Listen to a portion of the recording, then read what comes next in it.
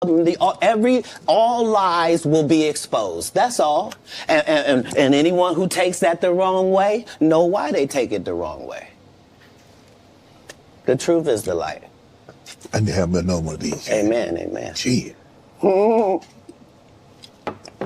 I kind of. This is way over the edge. Like we it's not even over the edge. We died already. This is beyond the event horizon. Like we about to hit the vortex.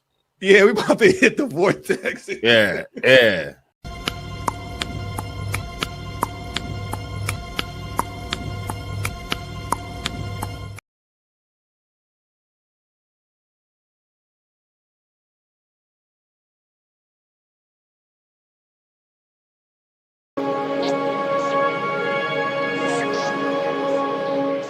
How you die does not redeem how you lived.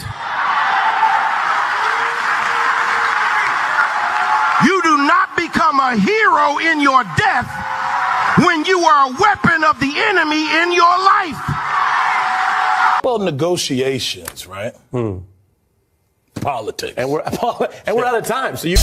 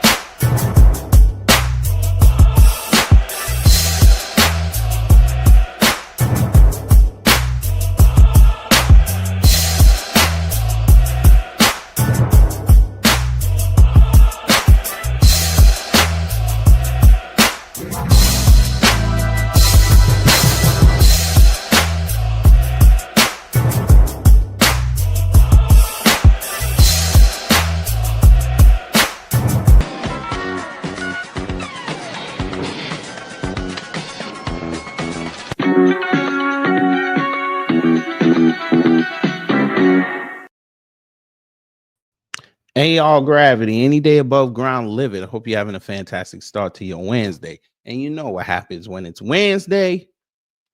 You got to go out and hump something. Now, if you hump something like this, I mean, shout out to you.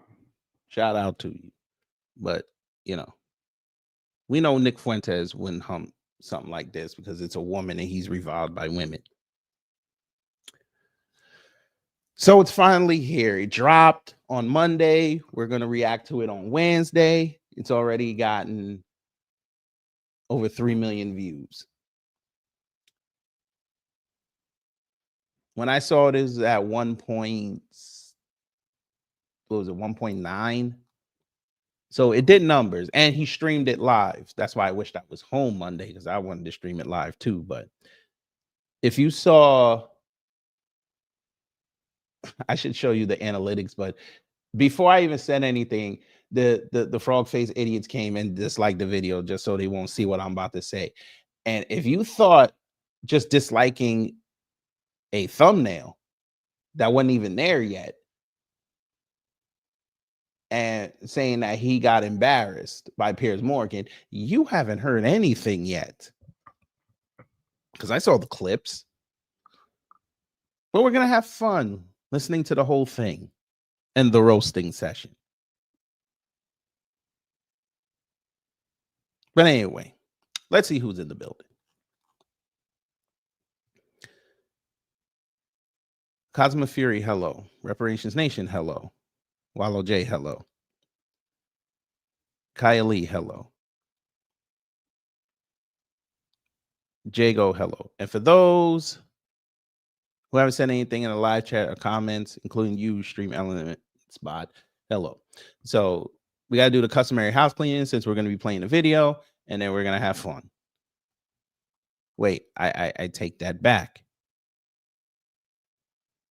I actually take that back. We're not going to have fun.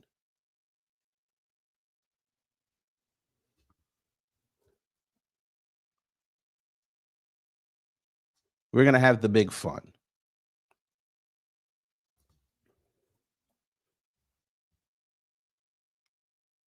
But, you know, how y'all doing today? Before we get into it, how are y'all doing? I always forget to ask that.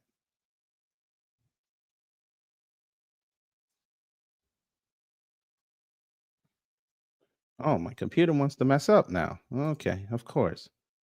When I go after white supremacy, that's when it doesn't want to work. Okay, I don't care. All right. That's fine. All right, let's get into it. Under Section 107 of the Copyright Act 1976, allowance is made for fair use for purposes such as criticism, comment, news reporting, teaching, scholarship, and research. Fair use is use permitted by copyright statutes that might otherwise be infringing. Nonprofit, educational, or personal use tips the balance in favor of fair use. Now I'm going to start the teaching. You know, let me go here. There's a growing concern in. All right. And by the way, before we also start, I put an article in the chat. Seems like y'all's Nick Fuentes is being propped up by foreign bots, which a lot of us knew because there was no way for somebody who was banned from X all of a sudden, he's just going to have this meteoric rise, especially without a blue check. But we let them have it because we knew MAGA was not smart. But anyway, let's have fun. We're going to speed this up so they don't get mad. Hopefully Piers will see it so he'll understand why I think very low of him, because he a clown. I said it. And I tell him that because all he does is BS all day and try to play like he understands what people want, but he hasn't a clue because he's an elitist. But, you know, it is what it is. So let's begin and find out why Nick is a virgin, because that was one of the big takeaways from this. Like, you can't be racist and a virgin. It don't work. And then there's your show on Rumble, where you often come across as having, you know, a very unreasonable view on things. This is what Coleman Hughes said about you. Nick Fuentes knows exactly what he's doing. He is consciously playing this double game as part of a long-term strategy to become popular enough to take the reins of power, at which point he plans to pivot towards the extreme and unpopular policies that he advocates daily on Rumble. So first of all, what is your response to that? Well, first of all, I would say that Coleman Hughes is a propagandist. He works for the Free Press. Oh, Jesus Christ. Oh, so we're already going to start off with the crap. Sir, you're a propagandist too. But, you know, propagandist going propaganda. By the way, damn, that was quick, wasn't it? Screenshot. Jesus Christ. Woo, I got a GIF. Which is run by Barry Weiss. So I think you have to consider the source. And Barry Weiss is a pro-Israel partisan. Free Press is just bought out by CBS for $150 million by Larry Ellison or his son, David Ellison. And so I think that's coming from a particular point of view. We can't pretend like that's coming from a vacuum or from some fixed position. That's coming from a propaganda outlet that's in favor of Israel. That's first. But second, I would say he is right about the two personas. And I think that everybody understands this on some level. On my show, I make jokes and I use rhetoric and I'm hyperbolic. Because for a long time, I had an audience that was small on these like dissident platforms. I was on D Live for many years. A lot of people don't even know what that is. And so I had a small following. Okay, for those who don't know what D Live is, it was basically a conservative version of YouTube where some of the prominent right wingers would go on there and put their content up because, you know, they were getting deplatformed, or back when Trump was first in office, they were talking about diversifying their content so they could be seen everywhere in case, you know, big tech tries to silence them. And it didn't work. They were over there getting like 50 views, things of that nature. And then, of course, Rumble come along and then they figured out a new grift. But, you know, quick history. Following, and we had sort of like an in-group sense of humor and memes and things like that. And you talk about it one way on a freewheeling live stream when I'm by myself and I'm ranting and we make jokes and we play devil's advocate, we play with different positions. But then when you sit down in an interview like this one and people ask me a good faith question, what do you actually believe? Well, then I clarify and I say, well, here I'm not joking. Here I'm not being hyperbolic. I'm not being rhetorical. I'll tell you precisely what I believe. As far as this idea that I'm going to get power and then turn into Hitler, that just sounds totally insane to me. I'll be honest. It just sounds insane. Do you have aspirations for political power? Not really. I think that if I wanted to run for office, I wouldn't say a lot of the things that I say. I don't know that a lot of people would. So he's already lying again, because he just said a few months ago that he would run for office and then all of a sudden had a whole plan out. Now you're in front of Piers Morgan and you're sounding like a centrist. I'm not sure, because I have to tone down my rhetoric. You're telling us basically that this rhetoric that you love to spit outside, this is exactly what I thought it was.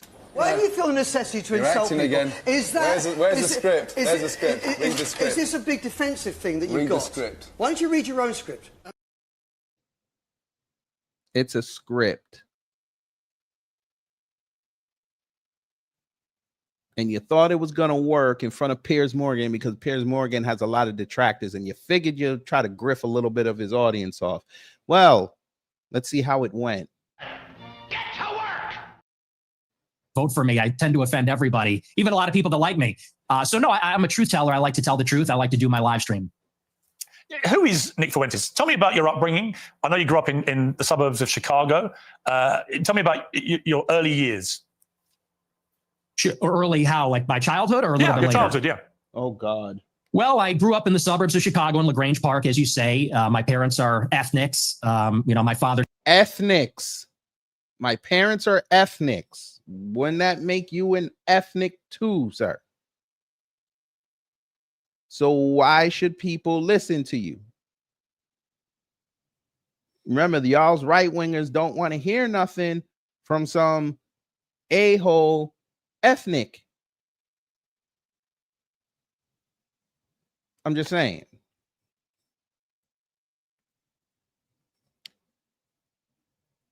LaGrange Park, huh? I'm going to do some research on the fly. Continue. Half Mexican, half Irish. My mother's Italian. And they both came from a pretty rough upbringing themselves. They both were raised by single mothers, not because of divorce, but because both of their fathers had died. They endured a lot of dysfunction. And But y'all want to laugh at black women for being single mothers, but you came out of a single mother house. Now you see why he a virgin. Go ahead. I think that's one of the reasons they came together and they related to each other and they wanted to create a normal upbringing for their children. They wanted to have a normal family life. And so they moved out to LaGrange Park away from the city, and they raised me and my sister and really put us first. I think that's a big reason why I tend to have a lot of these family values or Christian values. My mother quit her job and stayed at home to raise us. And so I have a very close relationship with my parents, with my sister. We're a very tight family. And we grew up in a pretty idyllic town. And maybe we can sort of get into a conversation about politics from this. I loved my upbringing. My mom stayed at home. My dad was working. We're in a mostly white suburb in Chicago. Everybody was maybe half Catholic, half Protestant. It was a baseball. And according to these demographics, over 6% of the people left. I wonder why. Continue. Town. I played baseball for many years. In Chicago, we love our hot dogs. We have our baseball parade and get a hot dog. And so I love where I came from. I love the city. It's a working class city. I love the people here. They're very good, humble, down to earth, decent people. And I guess I had my political, not to jump ahead, but this is a big part of where my political awakening came from. I sort of left this bubble, if you could call it that. When I went to college in 2016, I went to Boston University and I read a lot of things online. And I realized the country does not look like LaGrange Park. It doesn't look like Western Springs or Hinsdale or Elmhurst. It looks very different. The country. Wow. You just figured out that in life, where you grew up at and you leave it, that the whole world does not look like your neighborhood. Wow. He figured that out. You dickhead. Oh my Lord. I swear to Christ. Wallow J came late and say he wants to see what I was talking about. Okay. I'll show it to you. So here's LaGrange Park, where he said he grew up at. Now, they had a population boom in the 70s because, you know, white flight and all that. So Nick is 27. So he was born in 90. Well, no, 26. I think he said he was born in 99. So he was coming in, pause, when the population started to go down. Because, you know, again, white flight. Well, okay, Nick. Sure. Now, for reference, let's see what their median income is in 2000. And then we're going to look at it now, since he wanna act like he came from the streets. He think he be Rabbit. Okay. Ooh, what is this? Now, 2023, they say 117,341. Oh, this is like Lake Forest numbers. Okay. This is Berwyn numbers. Okay. I see you. I see you, Nick. You are on a come up. Here we go. Compared to the median income of 58,918 in 2000. Middle class. Okay, Nick, I see you. I see you. And for those who think I'm lying, there you go. Enjoy that. See, he says right here, right now in 2023, when they last looked, 117, 58,918 in 2000. So, Nick, you went from middle class to an area that was just hitting 100,000 when you probably left. Huh. Huh.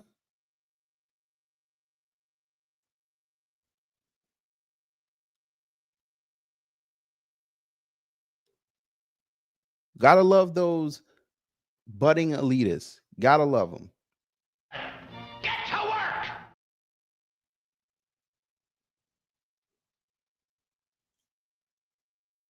What the hell? Oh, shit. I forgot. Oh, here we go. Because of immigration. And so I saw that and I said, this is not really a desirable change. I don't like the south side of Chicago or the west side or LA or certain parts of Boston as much as I like where I came from. And I guess that's what made me an American nationalist. I said, I want to preserve my home and the things that are familiar to me and the things I like about my home. What makes it So you don't like the south side or the west side of Chicago, but you want to laud Chicago, even though those two areas are part of Chicago and what makes Chicago, Chicago.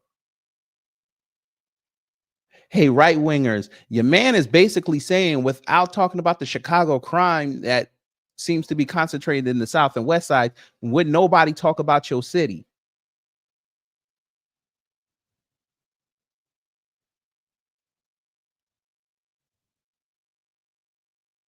The last time your city was relevant outside of the crime was when the Cubs won the World Series, and that was in 2016, almost a decade ago.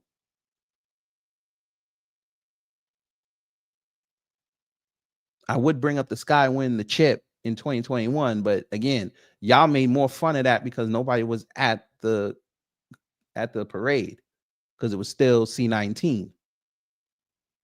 It's funny how that works. Go ahead. America. So that's a little bit about my background. I don't know where you want to go with that, but well, I kind suppose my first obvious question is: were your parents immigrants to the United States, or were their parents, or were their grandparents? In other words, at some stage, I presume there were immigrants in your family who came to the US. Is that correct?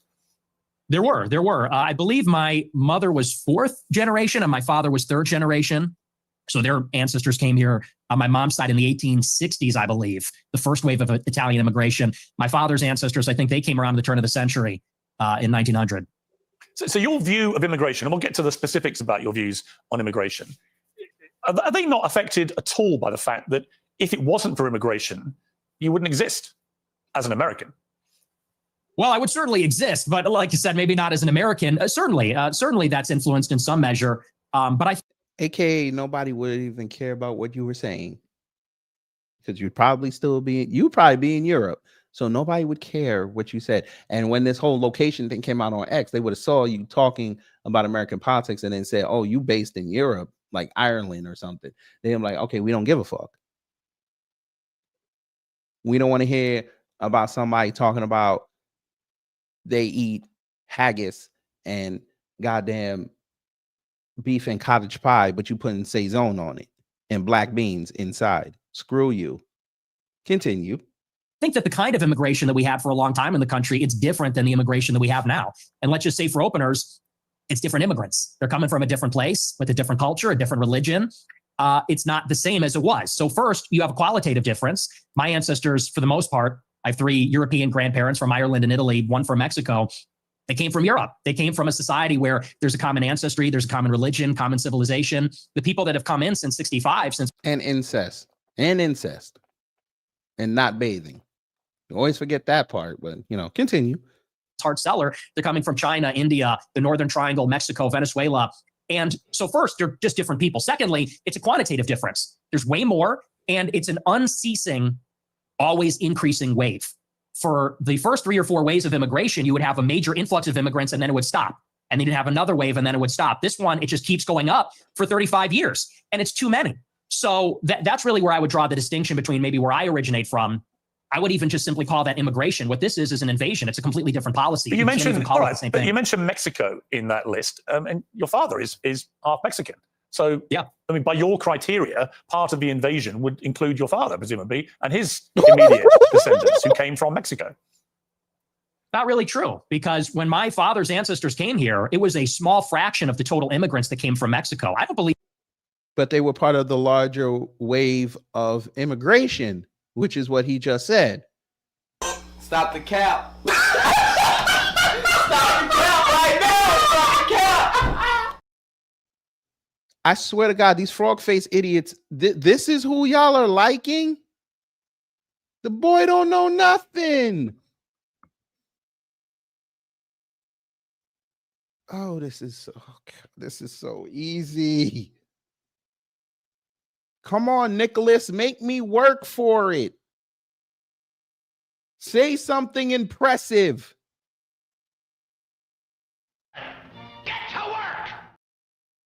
That we should have 0 immigrants forever, or even 0 immigrants from non-white countries. What? But you have to draw the distinction. My father's father, he was here in the 40s and 50s. It was his parents, or I believe either his parents or grandparents, that came here even earlier. Up until 1965, 90% of the immigrants were coming from Europe. I have no problem with that. If we have 10% of them coming from Mexico or Latin America, maybe that's reasonable, but that's not what it is now. Now you've got 10 million illegals in 4 years under Joe Biden. We're going to have fun. If y'all want me to say what I'm about to say in regards to what he just said, put a 1 in the chat. If not, I'll just replay it. Because it's something that white America need to know. Since Nick wants to bring up stats and bring up fucking wave of immigration so he could sound smart in front of Piers Morgan, which is not that hard, pause, then I think we should just give Nick the truth.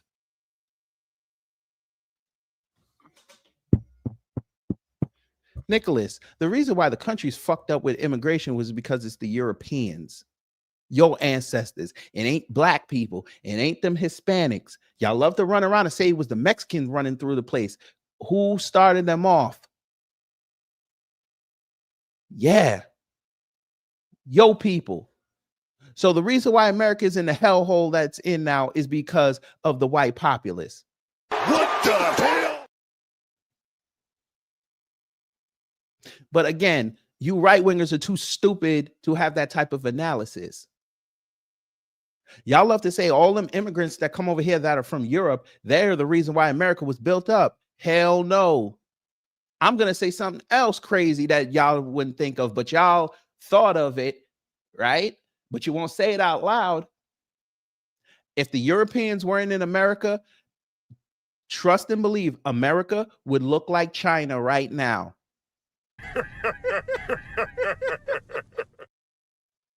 America would be so advanced right now without Europeans here. I'm going to say it. I don't care that it's Wednesday. I'm going to say it. Without Europeans here, America would be technologically the #1 country in the world right now. You want some more? We might have more. If the Europeans were not here, America would be the focal point of global business. You want some more? We might have more. If America did not have Europeans here, our food, people would be killing themselves to come here to sample our food so they could take it back home. You want some more? And to add an addendum to that, it's funny how y'all love to say that America is great. We have the best food and all this, but then you go to Europe where your ancestors from and your food ain't got no seasoning outside of some salt. And that's in very minute amounts, you know, grams and all that. You want some more? We might have more. If the Europeans weren't here, guess what? Them same sports that y'all say that y'all created, we'd be dominating to a point where we would actually have World Series, because we would actually have Americans versus the world, not some fabrication that these sports leagues try to put up so they can garner some business. I'm talking to you, NBA. You want some more? We might have more. Without the Europeans, yeah, y'all might have had hockey over there and the world might have saw it. Black folk and the indigenous would have seen hockey, dominated it, and then when y'all came to play us, y'all would have been playing us looking like that one international team versus the Mighty Ducks. You want some more? We might have more. Without the Europeans here, guess what? LA would be a shining beacon. Yes, even Compton and Inglewood and Long Beach. Yes. Long Beach would never have been gentrified. You want some more? We might have more. New York would be a bastion. You want some more? We might have more. Chicago might have been the culinary center of the world. You want some more? We might have more. Without Europeans here, you know what? We'd be like the Japan train schedule, always on time. You want some more? We might have more. Well, I got one more. Without the Europeans here, we would truly, and listen to me, we would truly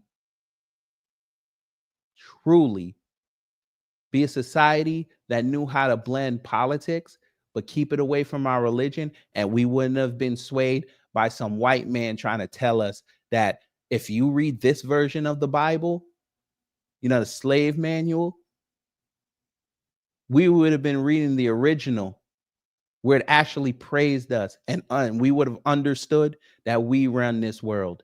You want some more? Do you? All right, bim, bam, boom. Somebody get this nigga out of my way. We didn't need that, Cruz. We already had neighborhoods. Maybe y'all didn't know that. We had neighborhoods with sprawling shopping centers and captains of industry. We were making money every which way possible. And them fools came in there and started writing laws to keep us away from making money. And then they turned right back around and did exactly what they outlawed. It's funny how that works. Let them live. It's okay. It's Wednesday. Get to work! He got millions more legal immigrants from China, India, Venezuela, El Salvador. And it's so many with no break for assimilation. And they're all from non-white countries. It's transforming what America is. And again, that's the distinction. That's what makes it unacceptable. I always believe everybody's a product of their environment. Right? I've interviewed thousands of people. I mean, maybe 3,000, 4,000, 5,000 people from all different walks of life. But the one common theme I would say is everyone's a product of their environment. And I was reading some stuff about you in the last few days. There was an episode of your podcast where you talked about your father, Bill Fuentes, and how he wouldn't take the family, including you, to certain restaurants because he believed they were associated with African Americans. We would be deciding where to go to eat, you said.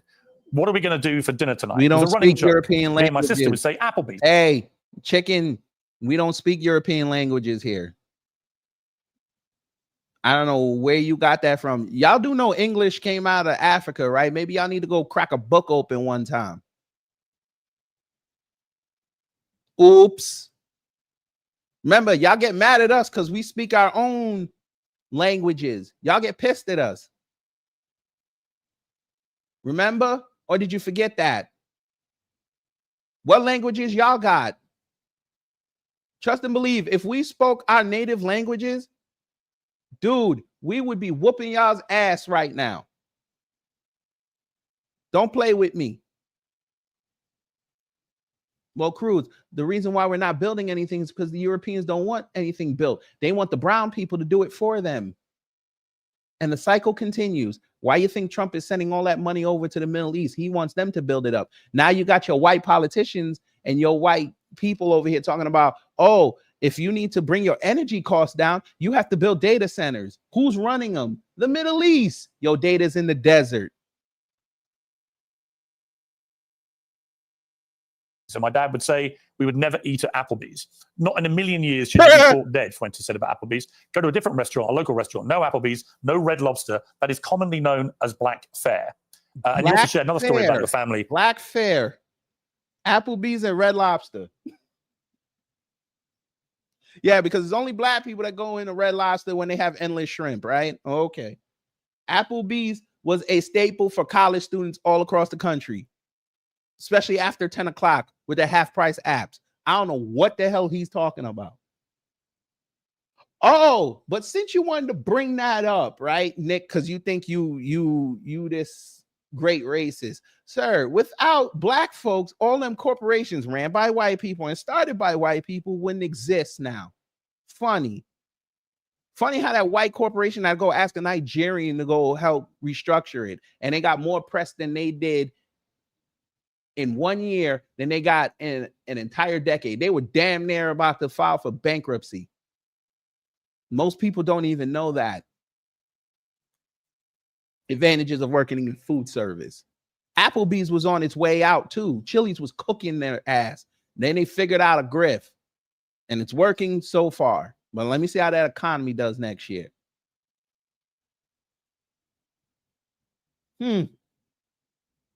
Hey, black people, the only reason why Panera Bread still operates, people are tired of them. Even white people looked at them prices like, how the fuck you charging me $14 for a quart of soup? And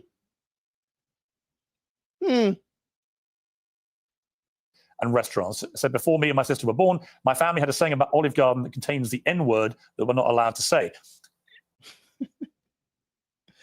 And funny thing is, that's his people. He's saying his people try to exploit black people at Olive Garden. Black people don't even go to Olive Garden like that no more. Interesting. It's funny when black people stop doing the let's put our money in these corporations. These corporations have to go through all these rebrands. It's quite funny. And it's just funny that it happened coincidentally right when black folks were like, listen, we're going to start going to black-owned restaurants, black-owned supermarkets and all this. They all do these rebrands and start putting black products in the store. Okay, motherfucker. Correct. Your local restaurant is always better. But guess what? He's also exposing the fact that his people are racist, but he wants to act like he's not a racist. Oh, you are a product of your household. Oops. Miss Niecy, them breadsticks go crazy. back in the early 2000s. They changed the recipe. I got to tell y'all that story one time. I got scarred from Olive Garden. I ain't never went back. Top 5 African countries. Oh, you want the top 5? South Africa, Egypt. Let's go to Nigeria. Let's go to Ghana.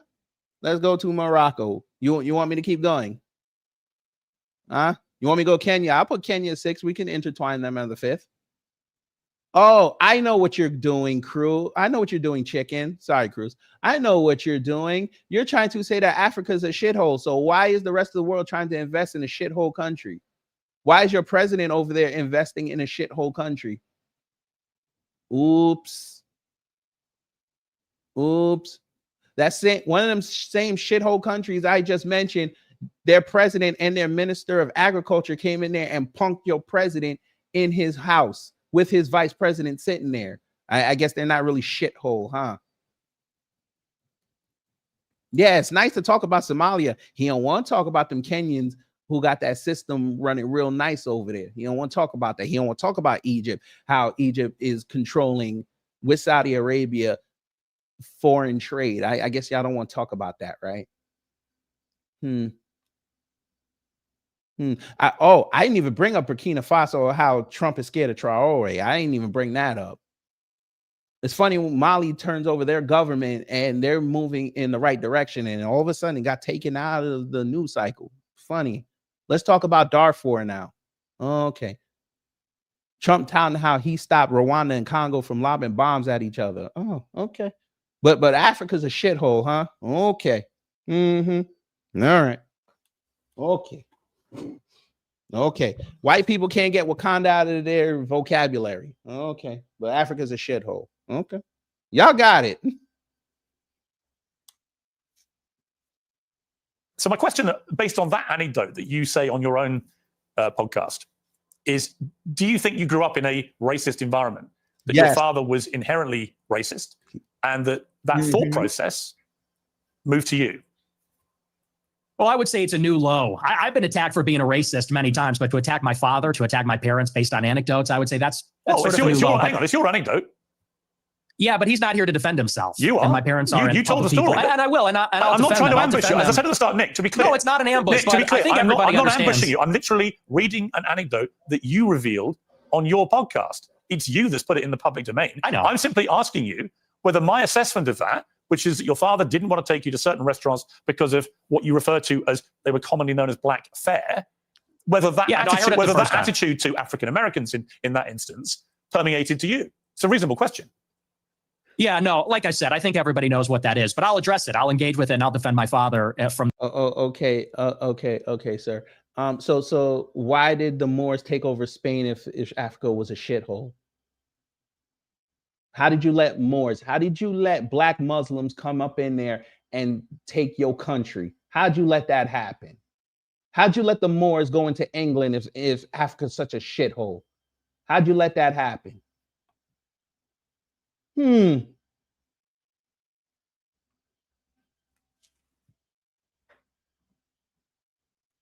charge of racism. Sure. No, my parents are not racist, and they've never been racist. They've never been racist. Okay. But you said your father said this, but he's not a racist. Oh, okay. He's just observant. All right. I'll tell you about my parents. They used to have a school in Chicago in the South Loop where they instructed people on how to shoot firearms. It was a security school, and most of the clients were black.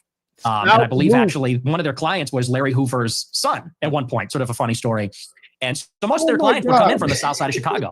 My grandmother, she grew up in the projects in the city. And so my family being in Chicago, being ethnics, being Italian, Irish, Mexican in the West Side on Taylor Street, all over the city.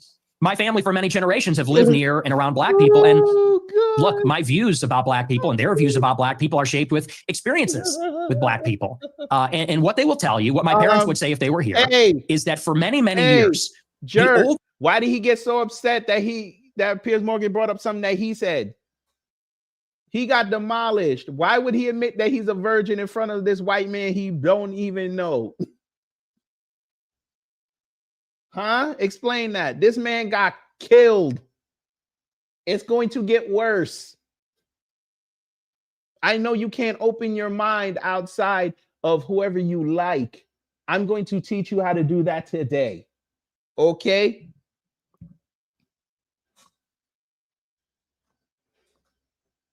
Third generations of Black people were very respectful, very humble, very decent. In fact, my grandma used to have an anecdote. She grew up in a lot of dysfunction. Her mother was mentally ill, and they would be having dinner in the projects, and there'd be so much chaos and dysfunction and disagreement and fighting. And she would look across the way out the window at a Black family in the other apartment, and they'd be holding hands around the table saying grace. And this nigga is sitting here telling us that his people watch Good Times.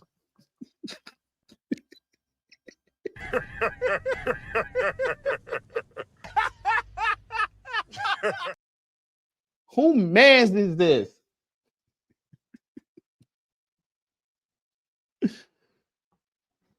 Who was saying the grace? James Evans Jr. or was it Florida? Let me guess, Nick. And when they were done, the one teenage boy yelled out "Dynamite," right? Asshole. Sort of the culture that used to prevail. But now what you have in the city is that there's no accountability for the Black people. And now Chicago has become a complete dump. Hey, because you can take my girlfriend. That's fine. She's too much of a hassle. Go ahead. I'll go home to my wife. Next. these teenagers go out and they take over the city. They call them teen takeovers.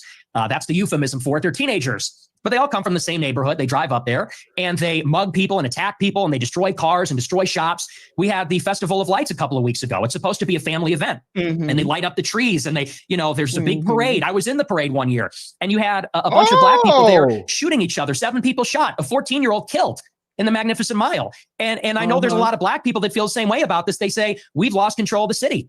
And we're looking for accountability. We have a lot of Black people that are always outraged about racism, outraged about attitudes from white people, but they're never ashamed of some of these behaviors, never ashamed of some of the things that go on. And that's why I think there's a lot of negative attitudes these days. Nick.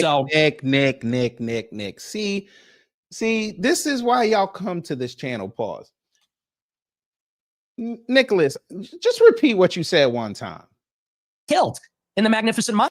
People and they destroy cars and destroy shops. We had the Festival of Lights a couple of weeks ago. It's supposed to be a family event and they light up the trees and they, you know, there's a big parade. I was in the parade one year and you had a bunch of Black people there shooting each other. 7 people shot, a 14-year-old killed in the Magnificent Mile. Oh, Nick. Now you see, I gotta watch when people like him talk because he knows his base is stupid. Sir, I just looked that up. They didn't shoot during the festival. They shot in less than an hour after the festival, not even near the festival. So why would you tell that lie? Oh, you don't believe me?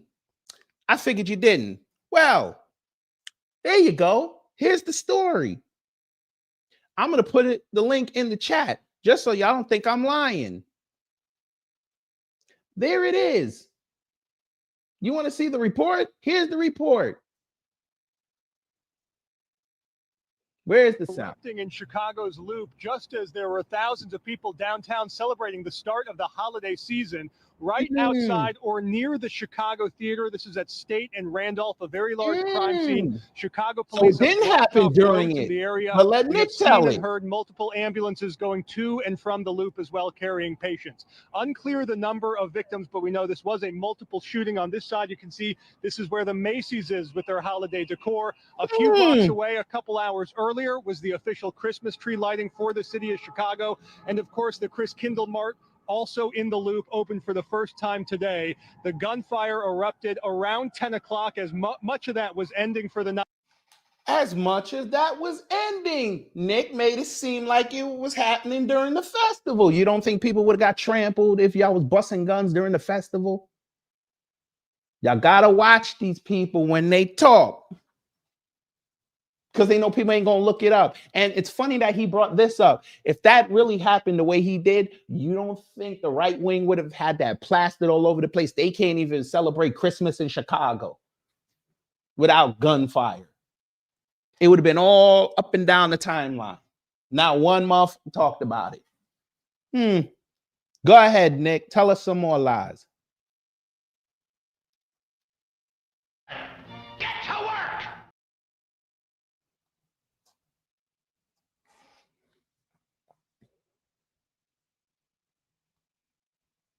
And I know there's a lot of black people that feel the same way about this. They say, we've lost control of the city. And we're looking for accountability. We have a lot of black people that are always outraged about racism, outraged about attitudes from white people, but they're never ashamed of some of these behaviors, never ashamed of some of the things that go on. And that's why I think there's a lot of negative attitudes these days. And so, you know, again, I think those attitudes, you say I'm a product of my environment. I am. And so are my parents and my grandparents. Unlike you, because you're not even American, in Chicago, we have to live in a big, diverse city where there's a lot of different kinds of people. Live in Chicago. And, but you don't live in Chicago.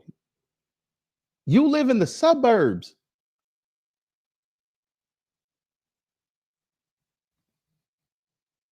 Am I like missing something here? Didn't he not just say he lives in the suburbs? So how are you Chicago?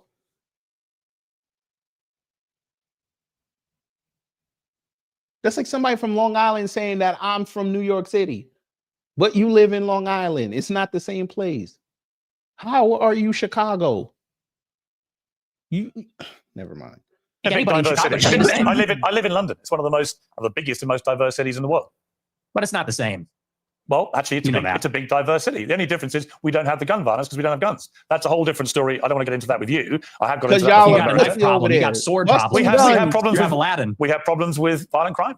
I make no pretense of it. So the idea that somehow I'm cosseted in London. I bet you don't, Piers, if y'all were over there and y'all had some guns and you let people have 2A over there, them knifers, you know, the brevs, you know, them motherfuckers would not be on y'all's tubes trying to rob folk because they won't know who carrying. They get some act right. I guarantee you, if you gave them 2A within a year or two, London's crime rate would plummet. Them geezers on the high street be busting guns.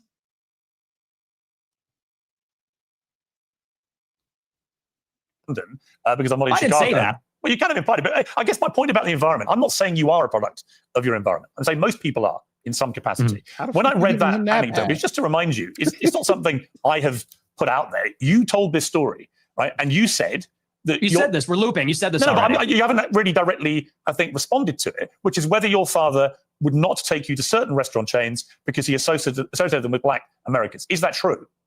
No, well, see here, if you're in America, you would say that Olive Garden is not real Italian food. Applebee's. Everybody fucking knows that already. It's Italian American. Everybody knows that. Why are you bringing that up? People don't like real Italian food. You can go online right now and find videos of people that say, okay, I'm going to Italy. I want to try the food. They did not like it because they're used to Italian American. Is TGI Fridays and stuff is a load of crap. My dad was just a food snob, but no, it's got nothing to do with that. My best friend in first grade was a black guy. We're not a racist family. So okay.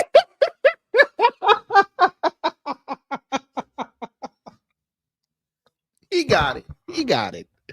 Shout out to the one black friend he had in elementary school. Shout out to him. So when you told the story, I'm just curious. So when you told that anecdote, which clearly on the face of it is racist, right? You're basically saying your father made racist decisions about where you would go as a family to eat. Are you saying, well, I'm just going to ask you a question. Are you saying that when you told that story, you didn't mean to infer that he was racist? And do you understand why when somebody like me reads that anecdote for the first time, as I did this week, I reach a different conclusion?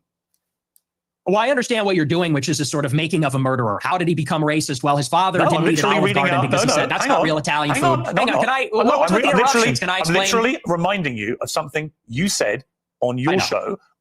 He literally just caught him in a gotcha moment. He literally read something that he said, and now Nick can't answer it. See, you just got here. I would be quiet and listen before you type something else again. Thank you so much. Which led me to conclude a certain thing. If I'm wrong, tell me. Yeah, it was said in jest as a humorous anecdote, and now you're trying to spin it into a narrative, which is his parents are racist. He comes from a long line of racist. And I think everybody knows my parents are boomers. Mm-hmm. And these people come, well, you're a boomer, I guess, too, in a way, 60. Right? You were born in what, 19? Yeah, so you're a boomer also. Or maybe you're a Gen Xer. I suppose it's sort of on the cusp. But it's a humorous anecdote. These are kind of the attitudes of baby boomers in society, but you're trying to spin it into a narrative, which is you're a product of your environment. Your dad's racist because of this joke. Now you're a racist. And I don't think that's a fair characterization. Okay. People come in. What the fuck are you talking about? People judge you how you come out of your house. What are you talking about? That's been going on for centuries. They will judge the offspring of somebody based on how they perceive the parent raised them. How does he not know this? Their own minds up. They can go back and listen to you say it. I mean, the beauty of what I'm going to talk to you about in this interview is that almost all of it is just going to be reminding you what you have said and asking you what you meant. Who cares? Who cares? You telling me the Daily Wire picked up Piers Morgan? Who cares? A right winger picked up a liberal. Wow.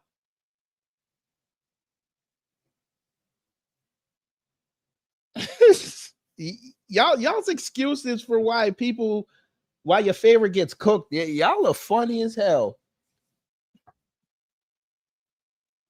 Who cares? Who cares if he got paid by Israel? Who cares? The Middle East is paying everybody. They're paying right wingers in Qatar right now to go over there and kiss their ass. Who cares? Both sides do it. Just like you had left wingers over there shilling for Ukraine, and we kind of find out that Ukraine and them were paying them. Biden and them were paying them. Who cares? That's what politics is. Who's going to use their mouth, pause, in more ways than one? And how much are they worth? Who cares? Why? Because he worked here. He lived here. That's why he cares. And ain't shit going on in his country right now. This is where the fun is. But let's continue. Get to work. Your position about that story is that it was a joke. Okay. I want to come to something else you said. This is where you talk about Jews, women, and blacks. Let's just take a look. They're always coming up with, no, it's not the Jews. No, it's not women. No, it's not blacks. It's actually really complicated. No, it fucking isn't at all. Jews are running society. Women need to shut the fuck up. Blacks need to be imprisoned for the most part. And we would live in paradise. It's that simple. No, you won't. First off, I've said this before and proved it. I'm going to say it again. You throw black people in jail, you do realize the crime rate is going to skyrocket, right? Y'all do know that. But, you know, that's okay. It's okay. It's okay. Oh, by the way, you say he's defending Israel? Just keep listening and see if your boy Nick didn't defend the Jews. Okay. Would you like to clarify what you meant there? That's all true. That's 100% true. Everything I said in that clip is true. Including that blacks need to be imprisoned for the most part. Yeah. Yes. Including your 5-year-old friend? No, for the most part. What does the most part mean? What percentage of American blacks would you like to see in prison? Whatever the percentages of the murderers. I think it's 1 in 20 black men will commit a murder in their lifetime. So maybe.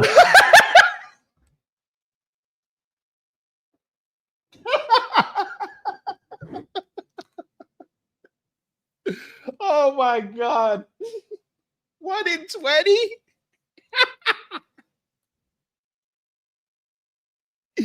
Oh my God. No, 5% of black men are going to commit murder in their lifetime.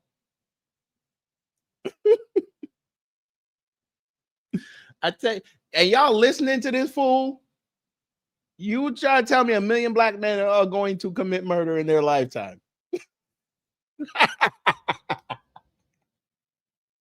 You got it, Nick. You got it. Let's say that 5%. Oh, so you're talking about black people who murder people? Yeah. Oh, absolutely. Yeah. But you didn't say that. You just said blacks need to be imprisoned. By the way, Nick, what was the race of that dude who showed up on your block with the crossbow? Enough said. Most part. You didn't clarify that you were talking about black murderers. Right. No, you're right. That's a good addition to that. That's a great point. You think it's funny, or? I do. I think it's hilarious. I think it's totally true. Do you think a black American would find it funny? Do you think that blacks should be imprisoned for the most part? Blacks are my biggest fans. I get high fives all the time. They say, Nick Fuentes, I love your show. They agree with me. And you want to know why? Here's the difference. Black people are the most victimized by other black people. You think black people want to live in the hood and the ghetto and get shot all the time? That's what happens in the south side of Chicago. You should come here. I'll take you there. We could go to Garfield Park. My son went to Chicago Inglewood. University. This nigga said Garfield Park. Nick, you were the same dude who said you were scared to be on a train because some black guy was sitting there yelling and harassing somebody. How the fuck you gonna take him to the south side of Chicago? You don't want to leave where you in. Because you opened your door one time and some fat white woman smacked the phone out of your hand. Motherfucker, you traveled to Nashville and Green Hills to go see Candace Owens and flew your ass right back to the suburbs. Fuck is you talking about? You the same one also admitting you don't go to these conferences because you don't know who out there got a problem with you. You ain't traveled to no conferences. What was it, 2021? Boy, you better stop. You went to January 6th because there were a whole bunch of white people around. Then you scared of society. It's okay.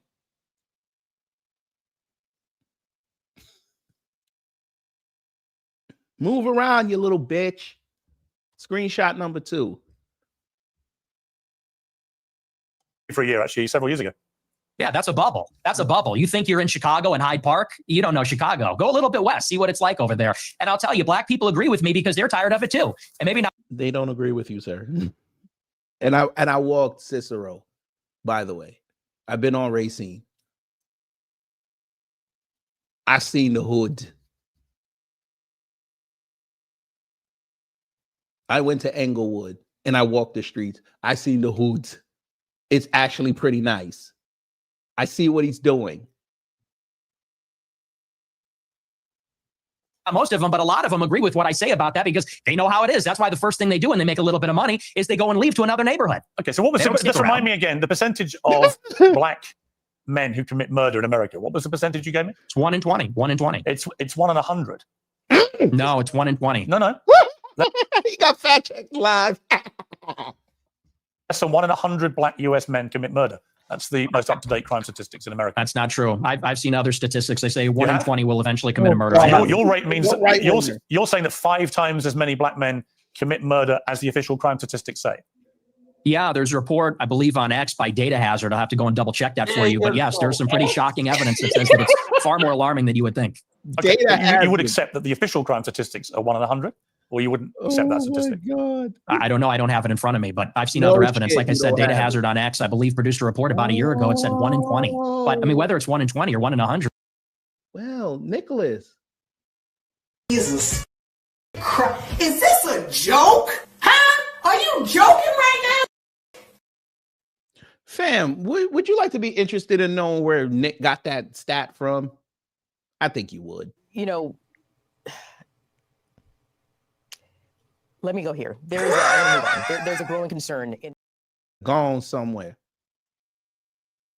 Unincorporated think tank focus government efficiency, civil rights, victim advocacy. You're kidding me, right? You're kidding me. You can't be kidding me.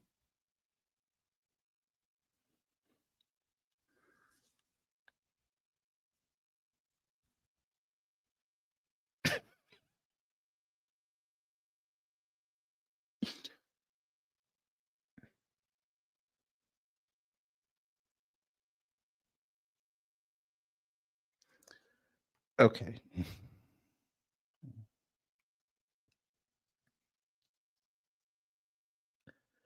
This is why you can't take right-wingers seriously.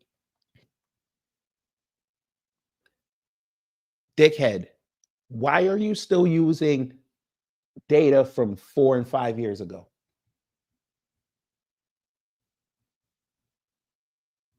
To make a point in 2025. That doesn't make sense. Now, if you were doing it to show a progression, I would say, okay. You're doing this to make a definitive that black people are these so-called murderers. Using data from 2019 and 2021.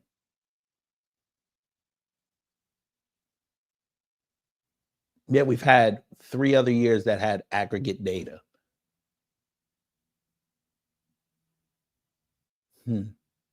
Interesting. You gotta love them.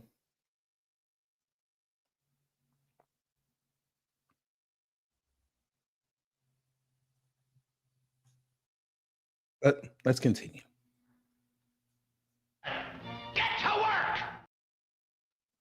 Piers. I mean, Sure, this is a lot real of white problem. people commit murder too.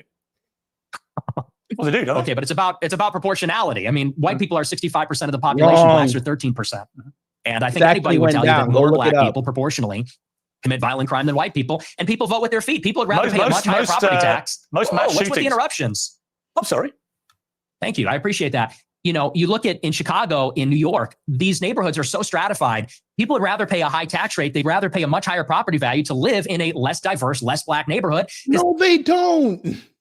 Oh God, I tell you he dumb. I tell you he dumb. I'm gonna let him talk. They don't want to live around the violence. And I think that when you look at even on the public transit, the subway, the blue line, you know, people don't want to go there because Says the retard that has an avatar of Gerald Butler in Gods of Egypt. Okay, I can't handle the truth. Okay. I can't handle the truth. Okay. Come here, Pharaoh. Come tell me what the truth is. Come on now. I'm sub-Saharan. Actually, they weren't. Maybe you need to go look. I know Lawrence of Arabia and all them. I know that fucked you up. It's a reason why The Gods of Egypt is one of the worst movies ever made. But you know, come tell me the truth. Come on. Now I know no Pharaoh scared of no slave. I know that ain't it. I don't got Moses with me. Come on, Pharaoh. The link ain't highlighted. Well, that sucks.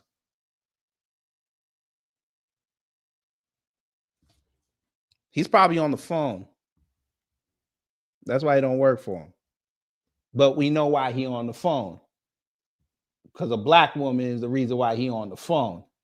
But he ain't gonna admit that because he don't read no books. I'm sorry, Pharaoh. Would you like me to write that down on some papyrus for you? Sir, I'm not the only one that thought that. Maybe y'all should go look at the comments. I'm not the only one that thought that. And I'm going to show you how also later, how I'm not the only one that thought that because there were no right-wingers that were sitting there saying Nick did a great job. Oops. Really? Your history? You mean the same history that the Moors started? That history? Well, your history must not have been shit because you're letting Asia take over your history. It's really about to become Eurasia. You never left your continent. This stupid motherfucker. Who do you think Europeans got the boat idea from? Maybe, again, you need to go. You need to go. Yeah, you're right. They are. You need to go read books. Moors are black, but you didn't know that. I figured that. You're a dickhead. Y'all know what to do with the dickhead. He want to play Pharaoh. He think he and Mummy's alive. It's okay. He think he the little 10-year-old that's supposed to be the reincarnated Pharaoh. I understand. It's okay. You got it, sir. You got it. You're a dumbass. We know. That's why you lost Egypt. It's okay. That's why Cleopatra said, nah, you know what? I'm just going to fuck everything moving and then take it over. I understand, sir. It's okay.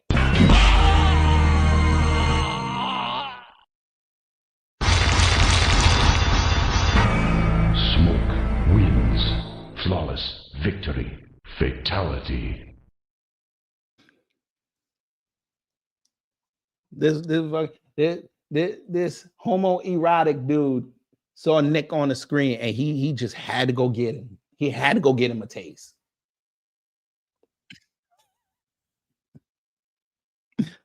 It's funny, fam.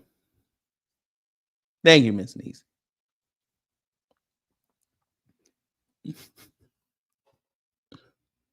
See? Now they all coming in here. Pause.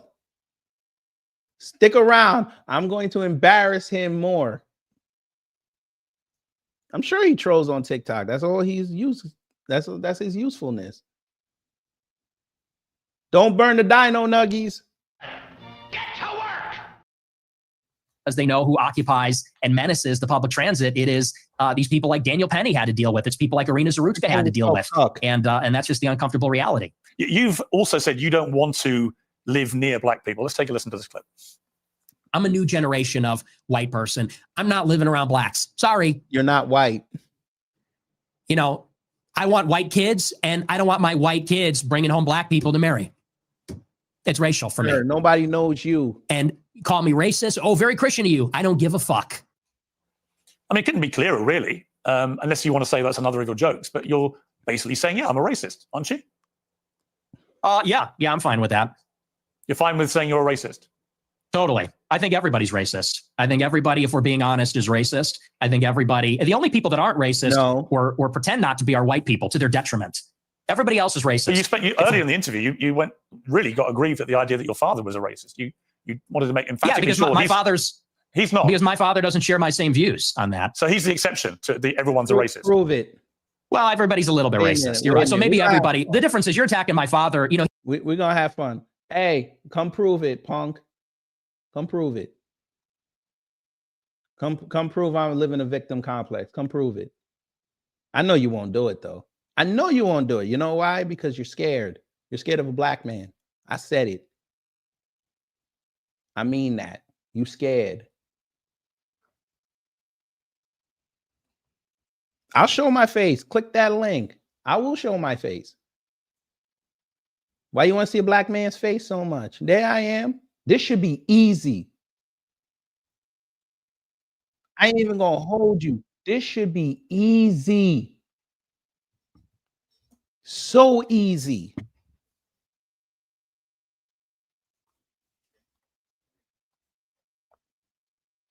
Sir, who cares you got guns? Who cares? So you just told me you can't throw hands. Thank you. Just like America, they can't throw hands. They got a lot of bombs. Thank you for admitting it. But go ahead, come on. And you see my face. Let's go. This should be easy. Click it. You worried about me being black? I'm going to live longer than you. My melanin is beautiful. It protects me from the sun and it gives me superpowers. Thank you so much.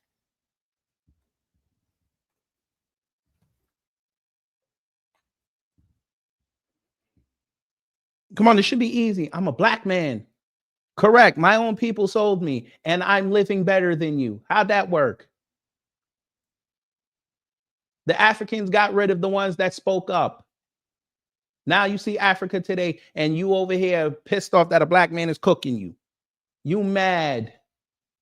By the way, Final Reich, since you want to play German, you do know that Germans sold all the Germans too, right? Oops. Let me guess, sir. You're going to tell me you were so happy that your ancestors were gassing German Jews, right? Go ahead. Tell me that. They went down to South Africa and were killing up other white people. And then they became Germans and then went and killed them too. Go ahead. I got you, Wallow J. I want to see if the Final Reich. Hey, since you want to be the Final Reich, hey, Hitler would be ashamed of you. No, it's called history, sir. I know you don't read no books, but come on, sir. Hitler would be ashamed of you. You letting a black man talk to you like this. That's crazy. Look at you. We continue, sir, because I would have figured somebody that put Final Reich in their name would have said, let me go just embarrass this black man for the white race. Can't even do it. That's a shame. Sir, I would smoke you. But of course, you're not going to click the link because you're a coward, like Hitler was, going in a basement and killing himself. Coward. It's okay. You come from a lineage of cowardice. It's okay. We continue. Leave him alone, Wallow J. I want the coward to keep talking. I'm not attacking your father. I'm not attacking your father. You are.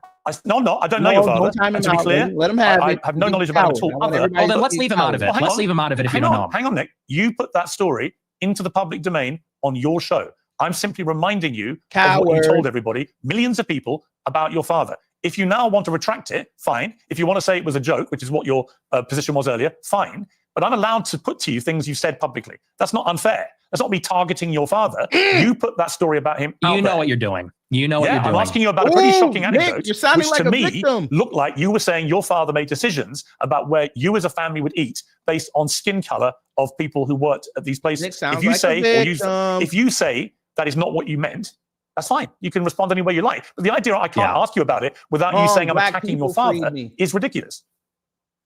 Well, you are, and you know what you're doing. And there's a political culture in America where if you have the wrong views, you get fired from your job. And my father has a job. And if you go on here and say, you charge him with y'all racism or Toby something, and tell I'm the put in a truth. position where I don't look like I'm sticking to my guns if I don't say my father's a racist, you're putting him in jeopardy, and he's not here.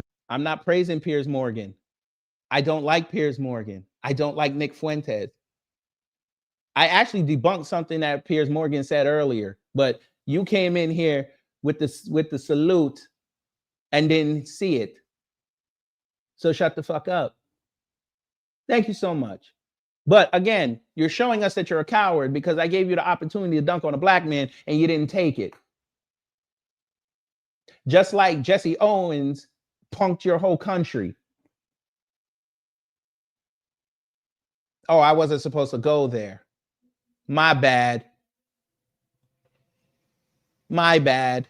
Oh, I know why you're really upset. Because we actually respect Dirk Nowitzki, even though he's German. We actually gave him his respect. You didn't like that too tough. I think you're mad that black people make Spetzel a little better than you because we actually put seasoning in the dough. That's why you're upset. I understand. I understand. All them black soldiers in Germany during Desert Storm took over your country and you didn't like it too tough. I understand. They took the German women. I understand.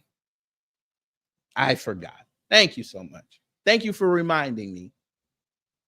To defend himself or explain his views, and it's very low. And I think you know exactly what you're doing, and people can see what you're doing. I'll defend my views, and I think that so let's leave him out of it.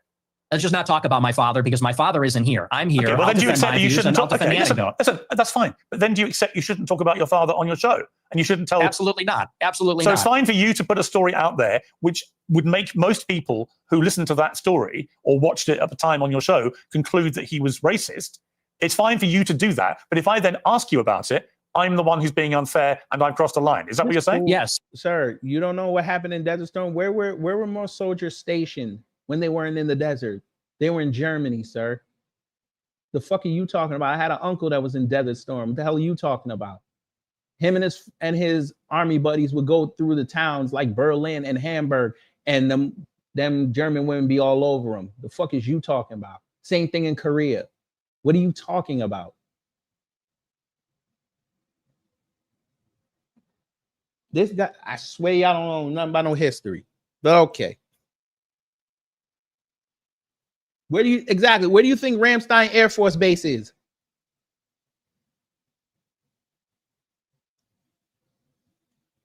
Yeah, I think my uncle who served in Desert Storm in the army, yeah, I think I would listen to him. Yeah, you're right. Oh, you need proof. Oh, okay, you need proof. Got it. Okay, yes, you're being malicious. Okay, that's fine.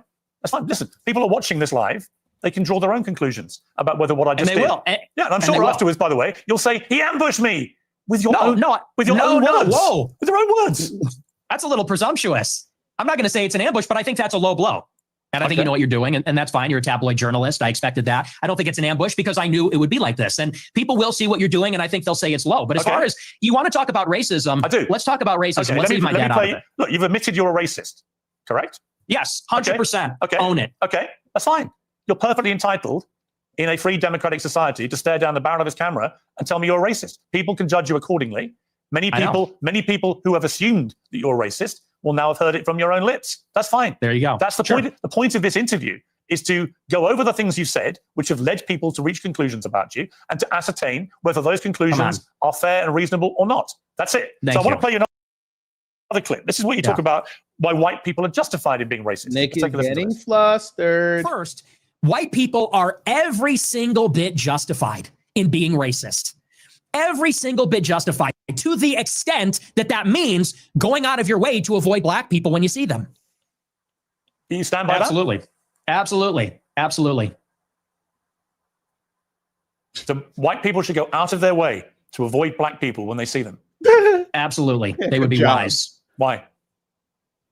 Because it's a lose-lose proposition. If you're Irina Zarutska and you don't walk the other way, you get stabbed to death and you die. If you're somebody else and you walk on the subway and you stand near a black person or something, maybe it's fine. It's a lose-lose proposition. So no, I think that white people have been beaten into submission, that we're afraid to tell the truth about it. And the truth is that when you go into these major cities like New York or Chicago, I believe she was in North Carolina, there is a menace, which is young, black, adolescent men. They're extremely violent. And we have been told that we have to pretend like they are every other person. We have to be colorblind to that. And again, who showed up at your residence, sir? Not once, but twice that you had to go call police. Huh? Sir, a white woman smacked your phone out. You put battery charges on her. A dude with a crossbow who murdered 4 people, what was it, like 3 people, a block over before coming to come see you, was a white man. You live out in Broadview, but you keep talking about Chicago. You don't even live around black people. So shut up. Sir, dickhead. So hold up. So World War II, that had nothing to do with what happened going down the road. So it didn't happen, right? Desert Storm didn't happen. I put that in there for a reason. Because a lot of black GIs didn't go home. And it ramped back up when Desert Storm happened. I put that in there for a reason.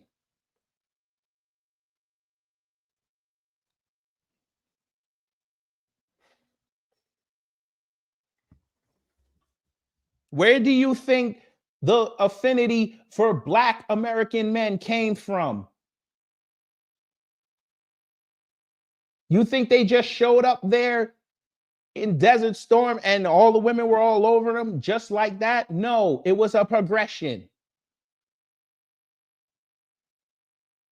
You dork.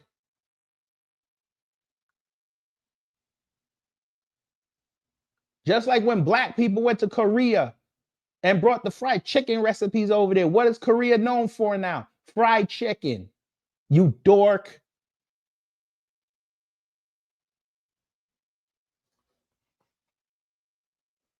You had black soldiers stationed in Jamaica. What is one of the, outside of reggae, what is one of the most lauded after genres of music? R&B and jazz. You dork. Thank you for exposing how right-wing you are. You never picked up a book in your life. You 65 average student.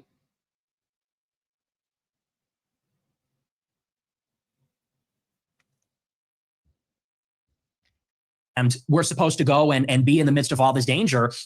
And I think that at this point, it's gotten out of control. You look at the BLM movement, they said that the reason that black people are violent, or the reason there's crime, is because of police brutality, redlining, or all these other things. They said we need to get rid of the police. We need to defund them. And a lot of cities did. A lot of cities like Chicago, for example, the police changed the rules of engagement. They don't chase them. It's not a felony if you steal a certain amount of merchandise. They won't chase them on foot. And now the city's totally up for grabs. And now whether you're in the Gold Coast or whether you're on the Mag Mile or you're in the worst neighborhoods in the city, you might get shot, you might get mugged, someone might run up on you. And I tell my followers, it is better to be perceived as racist or racist and walk the other way and maybe keep your life than to say, I'm a good anti-racist. I don't mind that this person's making me uncomfortable. Maybe he's looking a little froggy. I'm going to sit down because I'm a good person and get stabbed, mugged, whatever. And by the way, this is a strategy. They call it the friendly stranger. There's a crew of them. They do this in Chicago. They stand outside bars, black people. They approach strangers. It's a robbery crew. And they pretend to be a friendly stranger. And then they mug them. And stupid white people say, oh, hi, yeah, nice to meet you. You know, they grin, they laugh, they put up with the nonsense, and then they get mugged or worse.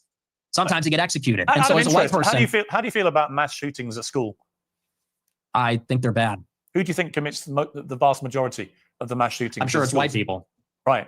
So how do you feel about that? I think that white people do more antisocial violence. I think black people participate in more gang violence. I think that's a difference. What's the difference to the victims?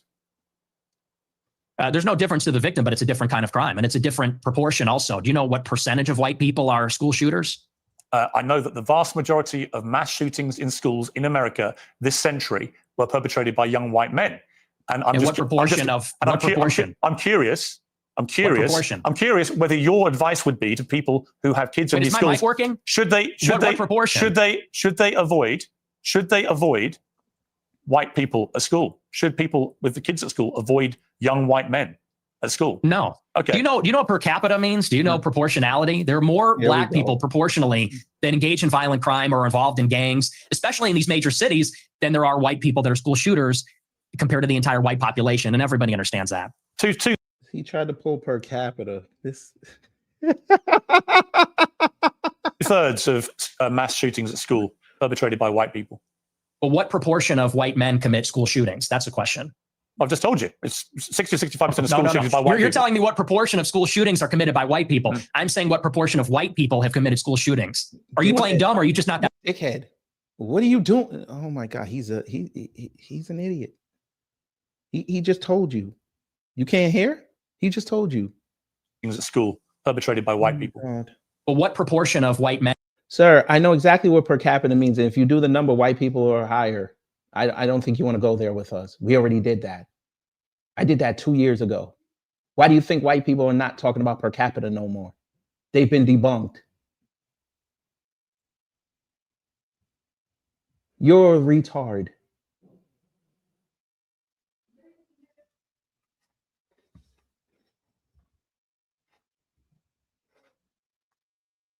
And commit school shootings? That's a question.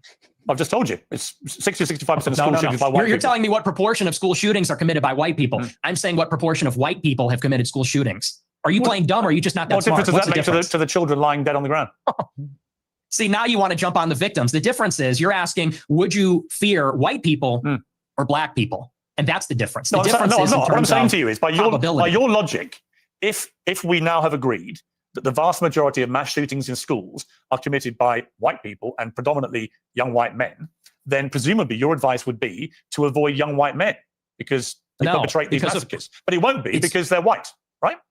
So are you playing dumb or are you actually dumb? Maybe it's I'm about dumb. proportionality. Maybe I'm dumb. You are because well, I don't think you are dumb. I think you're smart actually, but you're deliberately avoiding per capita. And everybody knows that's the difference. What proportion of white men are school shooters? It's probably 0.00000. I put up the wrong 1%. What proportion of black men have committed violent crimes? It's probably like 5%. I guess I don't know what it is off the top of my head, but it's very high. And I would add to that, even as it concerns schools.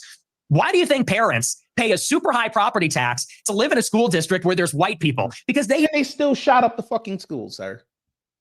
They still shot it up.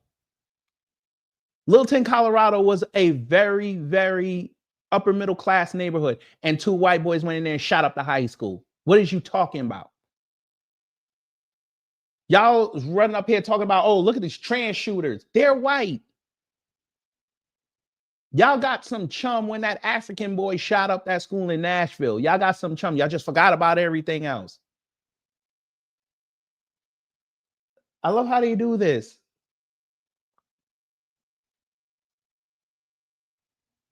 You white folk love your serial shooters. That's why you guys always do documentaries on them.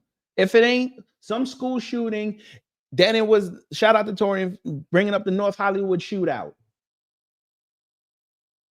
Y'all are praising heat all of a sudden again after 30 years.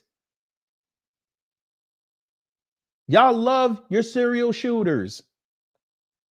No, it wasn't all white. It was a suburb outside of Denver. It wasn't all white. I mean, predominantly, yes, but it wasn't all white. Who shot up Aurora's movie theater? Who did that? Oops. Know that if they go to the black school, it's going to be the Bloods and the Crips. It's going to be gangs. It's going to be, you talk about school shootings. Nobody talks about all the school shootings that are committed by gangbangers in and around the school and all the other violence that's associated with that. I mean, these schools in the south side of Chicago, it's just not. I have an answer for you, Nick. So the proportion of the population who carry out mass shootings is actually the same for black and white. For white people, the proportion of the proportion. Again, are you hearing it? No. I wonder when Nick is going to admit that Obama worked them. Yo, fuck nuts. Y'all do know Obama lowered the threshold for a mass shooting. They didn't. Never mind. Y'all got it. I think the trouble with your statistics is a lot of them don't bear much scrutiny. We have a bunch of fact checkers checking all this in real time because you do have a tendency to just come out with a lot of old baloney. And when you say, well, it's true. And when you're confronted with reality, you don't like it. What's the figure? What proportion of white people have committed school shootings? With white people as the denominator and white people that have committed school shootings as the numerator, what's that percentage? For both black and whites, the proportion of the population who carry out mass shootings generally is about the same. No. Tell me the number, and then the only focus of your attention is the black shootings, the black crime. You don't want to live around black people. You want to avoid black people. You don't want interracial marriages or relationships that may produce black people. Except he said on his show that he loves black women, but you got it. And also said on his same show that, hey, at this point we're married. We have to marry white women for an obligation. He won't mind dating and marrying somebody outside his race. That's what he said. But y'all let that go. What's up, Tamika's Dan? How you doing? Shout out to your channel. Yeah, when I point out to you that there are many parts of crime in America where actually there's a majority of white people that perpetrate them, you don't care. You don't have any interest in that. It doesn't exercise your mind. Maybe no one's buying this. This argument lost. No one is buying this. Everybody understands per capita, and people can even see what you race ahead and say, well, we're comparing the proportion of white and black school shooters. I said, no, compare the proportion of school shooters that are white versus violent criminals that are black, because that was. There you go. You can't work it. This guy is dumb. You can't work a stat like that, you retard. Oh, Lord. So you're going to put the entirety of black violent criminals against school shooters when the school shootings are not even constant? I tell you, they dumb. I tell you, they dumb. And I apologize if you guys lost brain cells. I apologize. He can't be serious right now.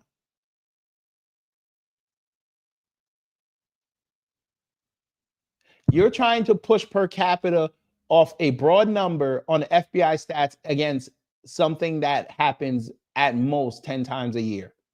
Where do we do that at?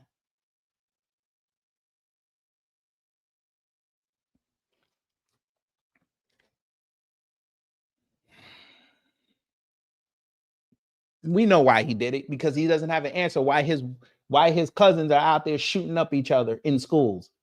Because the teacher disrespected me, or some chick didn't give me a Valentine's Day, or let me finger her behind the school underneath the bleachers.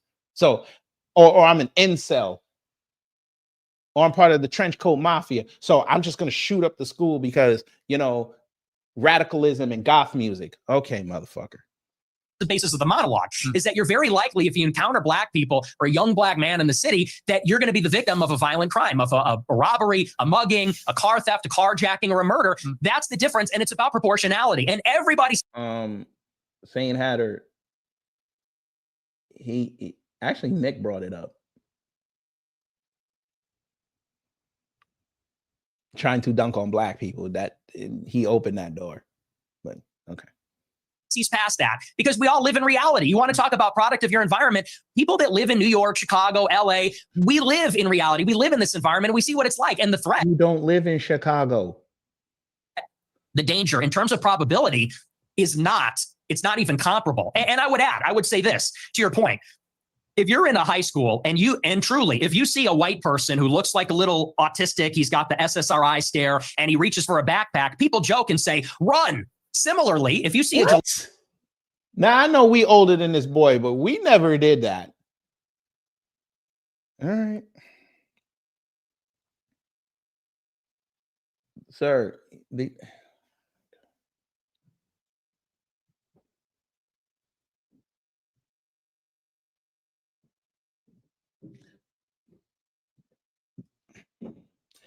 I guess you didn't listen when Nick originally brought up how people move away from, well, black people move away from black neighborhoods the second they get some money. Maybe you missed that part. Nick opened the door for him to start talking about school shootings. I understand it though. Y'all's right wingers, they don't know how to debate because they don't do it consistently. They don't realize that in a debate, you're not supposed to give your opponent an opening to challenge your arguments. You have to stay on the offensive all the time. The second you let them open that door, you're on the defensive. You're going to have to sit up there. Even if your stuff is bullshit, you're now going to have to sit up there and defend it. He opened that door.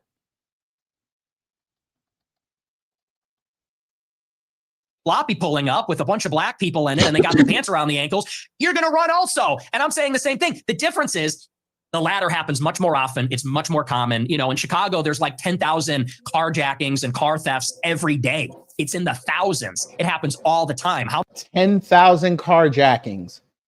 This fucking guy. Many mass shootings committed by autistic SSRI white people? I don't even know. I mean, it's probably in the single digits in the last decade in the city. That's the difference, and everybody knows that. But you're really just trying to carry water for liberal ideology. It's an ideological position. No, I'm really not. I can absolutely say yes. There is way too much black on black crime, for example, involving guns in Chicago. Black on white. What the fuck? Black on black crime? This motherfucker. Piers just got to make sure that his card is stamped. I understand. Go ahead, Piers. Also, yes, but there is way too much gun violence in Chicago, right? I mean, it's it's indisputable. I've got no problem saying that. The difference is I don't then lead myself into a thought process where I have to avoid all black people. Spoken like a white liberal. And you've already conceded that you are a racist. So when people hear you then say, I don't want to be living anywhere near black people, they already have heard you say, I'm a racist. So they assume you're doing that because of people's skin color. I don't think you would probably dispute that, right?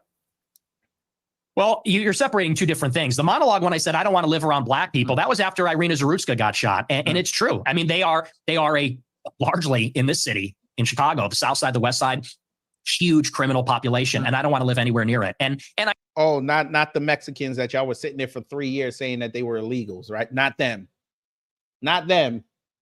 Oh, okay. The Mexican gangs y'all got running around the city. They not violent. Okay. It's just the black folks.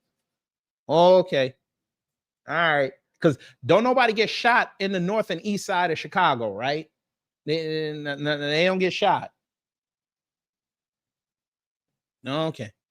I do. I want to live in a white neighborhood. I think that that's extremely desirable. And I think even black people do. Nick, you're perfectly entitled to that view. But when you have obviously prefaced all this by saying, I am a racist, unashamedly, then people will assume that all your thought processes about all of these issues are driven by an aversion to people based on their skin color, which is the purest personification of racism. Well, it's not an aversion. I would say it's the opposite. I like my own people. My own people are familiar to me, and I think that's true across the board. I think that people seek out other people that are like themselves, and every other group does this, whether it's blacks, Hispanics, Asians. You know, I get a lot of attacks when I talk about that I'm against interracial marriage. And what's funny is that every other group is against interracial or interethnic marriage. Jews, but you're the Chinese, product of an interracial marriage. Yeah, I mean, that's debatable. Not really. Sure. No, you're the product of an interracial marriage, and your father is part Mexican. You're literally, for the sake of literally the very person you've just told me you want to avoid. What race is Hispanic? Is that a race? Yeah. What do you think it is? I'm asking you, what race is Hispanic? Hispanic, of course it's a race. It's called Hispanic.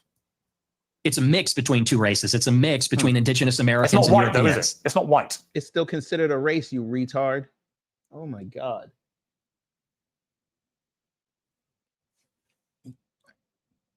This is who these frog-faced idiots follow. Hispanic is a race, sir.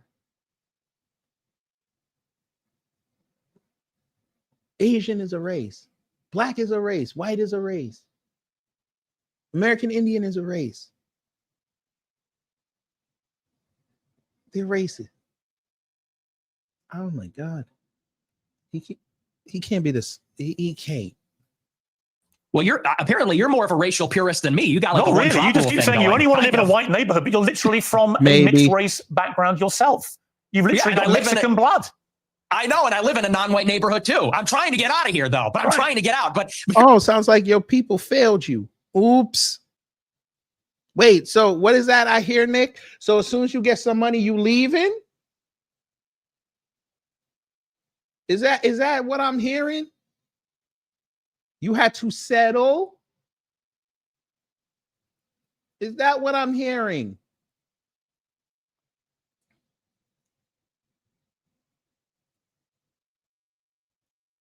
Let's look at your demographics where you live at.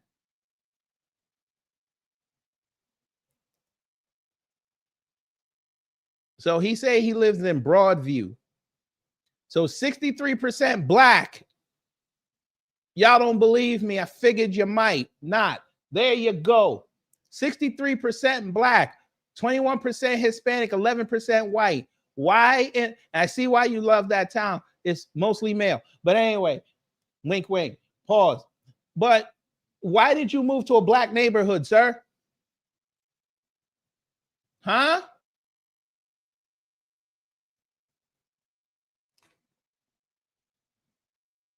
I just want to know. In a poor black neighborhood, working class, working poor. Why did you move there? Why? There was no other area in the Chicago suburbs, in Chicagoland, you could have moved to. You couldn't go to Indiana. Indiana right there on the border. You couldn't go to Wisconsin. Wisconsin right there on the border. There's nothing but an I-90 or I-94 trip up north. You couldn't go there. South Wisconsin. You went to fucking Broadview. I see. Okay. You got it, Nick. You got it.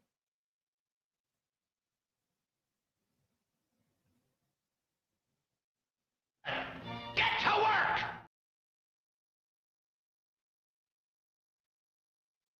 Wait, fuck. Where is it? Oh, there you go.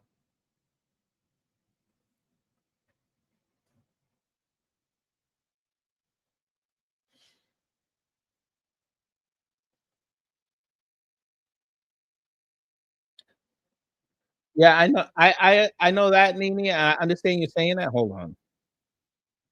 I know that, Nene. We know that, but I'm saying it on the terms of how the American government views it. They put it down as a race. So I'm like, okay, you want to consider that a race? That's fine. But Nick gonna act like it ain't no race based on the American standard. But I understand what you were saying. Sir, it ain't nothing to cope. Your man's over here getting cooked. Ain't nothing to cope about.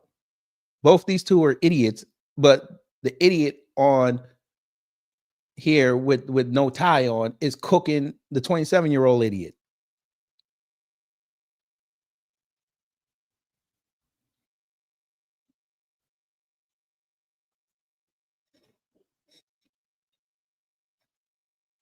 Here we go.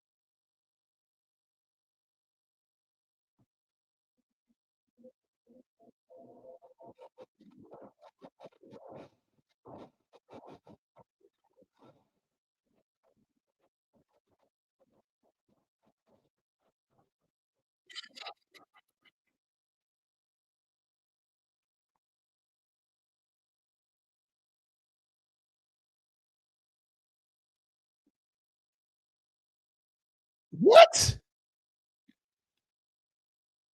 You're right. We can't tell white people are either good or bad. You're right.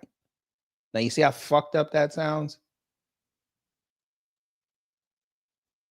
That's why we have a term over here called suspected white supremacists. We had to install that just so we could have a little bit of safety, a little bit of wiggle room. Oh, but if black people so violent, Nick, why are you hanging around with Kanye West? Oh, let me guess, he a good black, but that good black didn't even loan you money to get out of your neighborhood. Huh. Okay. All right.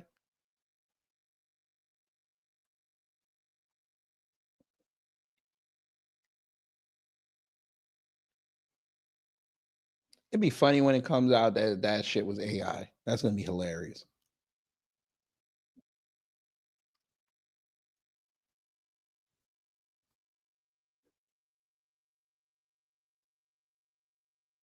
Oh shit. I didn't even notice that. I thought I shared it. My bad.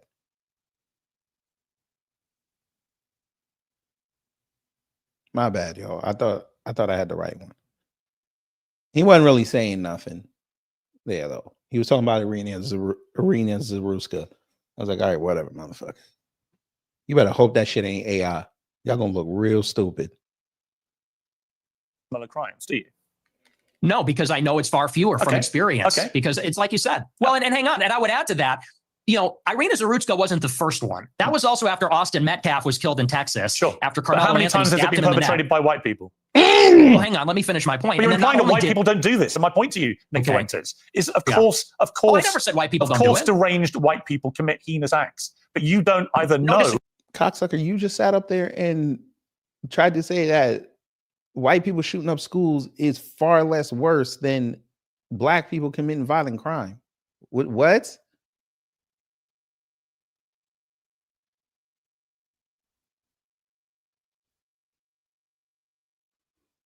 It's all wrong. But you need to call it out on your side, not just look at people outdoors. You got to call the problems in your house out. But y'all won't do that because you know you can't run because the door's locked. And you're going to have to stand there and you're going to have to fist fight it and figure out the solution. By the way, screenshot number 3. Agreement. You neither know nor care, or maybe both. Maybe you do know but don't care. You only seem to be focused on black people who commit crimes. And again, if you hadn't prefaced the whole debate about racism by openly conceding you are a racist, I could read other connotations into what you've been saying. But once you've said, I'm a racist, and then you only talk about black crime, I think people can watch this and they can say, yeah, he's a racist. And everything that he says about crime is driven through the prism of being a racist who judges people according to their skin color. Well, it's funny because it's quite on the contrary. And I said this in a similar monologue. You know, the problem is not that I wake up and I walk down the street and I see someone that doesn't look like me and it makes me angry. The problem is there's a pattern of behavior, which we've all seen. Blacks in America have become narcissistic, and they become narcissistic because they've been told they're victims of racism. They're victims of slavery. They've been told, really, there's no accountability. If they're rude, if they're inconsiderate, if they're criminal, they are told that they have no agency for their actions. They're being told, if you act in this way, it's because the white man made you that way. It's because the system's rigged against you. And so we've been telling black people this for a generation, and now there's no rules. Now they go, and what we hate to see as decent people, not even as white people, but decent people, even black people too, what we hate to see is rudeness, obnoxiousness, inconsideration, criminality, violence. And that's that pattern of behavior that we see all over social media. On So the just to body be clear, cam footage, you on don't tops. like black people who play the victim and are rude. Is that your position? I don't like that pattern of behavior. And who are of- narcissists? Yes. I see where this is going. Yeah, Are you're you ahead gonna of me. turn this around on You're me? ahead of me, aren't you? Because when I said, Very what clever. black friends have you got? You said, I am yay, kind of black, yay. aren't I? No, not that. You said, Oh, yay I'm not saying also. you. I'm just saying your choice of black friend is Ye, who is arguably the #1 black victimhood narcissist in America. Do you understand the problem? So he's your Over a politician?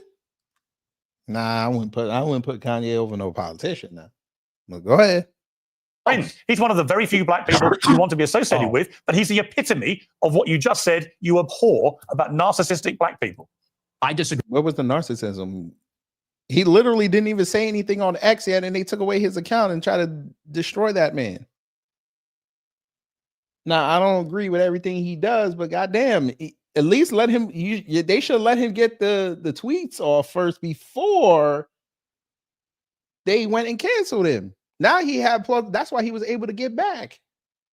Because y'all don't know what he would have said. Agree. I disagree with you, and I'll tell you why. Because Ye, if you've ever met him in real life, I have, yeah. Okay, well then you know he's nothing but polite, considerate. He seemed very rude to me the last 2 times I interviewed him. He's a supreme narcissist, and he's also. You keep interrupting me. You're very rude. Are you black? Because you're being very rude by interrupting me right now. To you. I'm giving you a hard time, but I do want to finish my point. I do want to finish my point about Ye.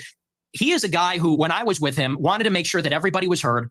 Everybody felt included. He's actually a very soft-spoken guy, very polite. And by the way, not violent. When you look at all the rappers that are in the music game, many of them, especially from Chicago, drill rap, they're talking about killing people, shooting people, they gangbang. He notably, if you know about him, he got his start because he was a nerd. He wore a backpack and a polo, and he wasn't a gangbanger. He rapped about his feelings and girls and his dreams and his ambitions. So no, and by the way, he would tell me all the time, he doesn't even feel black. They make him feel not black because he doesn't do those things, because he's soft-spoken, because he's artistic, because he's a bit of a nerd or likes fashion. So I would disagree. He's actually not like that at all. But we're talking he's also a Hitler-loving anti-Semite. And we're going to take a little commercial break here, and we're going to come back and talk about. That's why I like him. You see how you slipped that in there? That's why I like him. Oh, so you like Hitler? Okay, say less. We went from Stalin to now you liking Hitler. Okay, and you wonder why people don't take you serious. Go ahead. Okay, back with Nick Fuentes. Let's just turn to anti-Semitism. In your interview with Stephen Crowder last week, you answered emphatically that you don't hate all Jews. Is that correct? That's your position? Yes. Okay. So I want to play you this clip. Well, I don't hate any Jews. Let me just amend that. I don't hate any Jews. Okay, let's play this clip. The reason I've had it is because my opposition to world Jewry and Israel is rooted in absolute, uncontestable fact. We have the truth on our side. That's why we're winning, because we are telling the truth about the historical antagonism between Jews and Europeans, between Jews and Christians. The theological, historical, racial, cultural, and political antagonisms between organized Jewry and the Christians, organized Jewry and Europeans. And the reason that who put them in that position, sir? Wait a minute. Are you trying to tell us that the Europeans created their own problem? Huh? Who is we? Who is we? So Europe created their own problem and got pissed off that their problem got bigger than them. Oh, that's never happened. Are winning that argument is because it's real. It's true. I can prove it. I can show you. I can name the names. I can show you the paper trail, the money. Okay. That is why we're winning. That is why all of this is raising the consciousness. It's really not, sir. If you're going to bring up the Balfour Doctrine in the first UN in San Francisco, yeah, guess who put that together? America and Europe.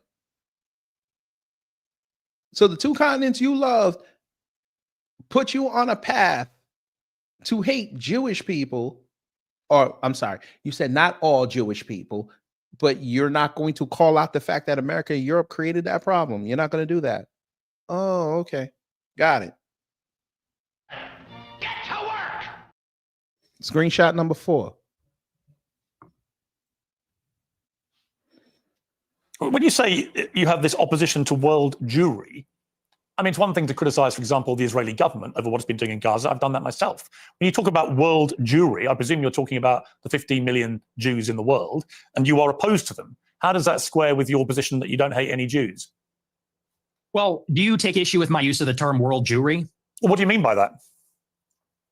Or do you take issue with it? Do you have a problem with that? Clarify what you mean by it. How the hell is he supposed to take issue with something he don't know Well, what it it's is? funny you bring that up. The gaslighting's crazy because I use that expression on my show all the time. I say organized Jewry, world Jewry. And do you know that for like 30 years, the World Jewish Congress has an annual keynote called the State of World Jewry? Barry Weiss has given it. You can look it up. It's on YouTube. She gives the State of World Jewry. What do you mean? And so what? Okay. And guess what? In 30 years, y'all didn't give a damn about it. But if black people go outside and have a little rally, y'all all out there covering it.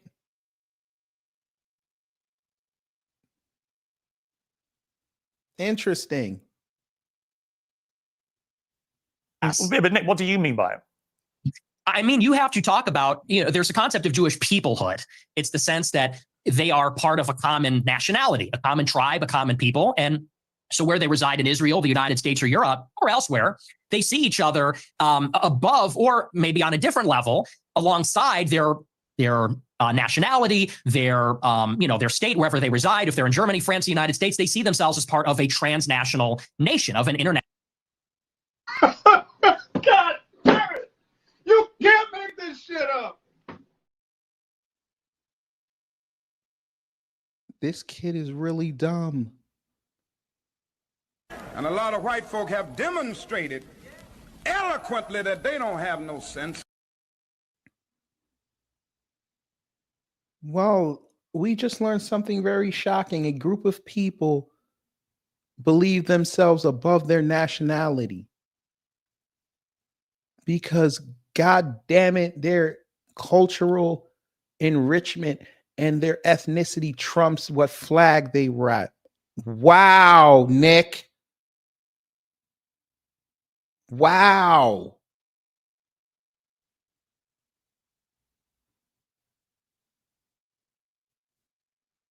Fam, did you hear that? Nick figured out in his 27 years on this earth that a group of people, regardless of borders,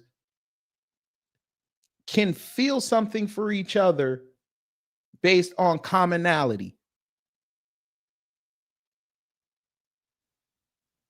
Fam, he just told y'all that even though you got Black Americans here, they feel a kinship with Black Americans. They may be living in Europe, maybe living in Asia, Australia, Africa, South America. There might even be a Black American playing with a penguin right now in Antarctica.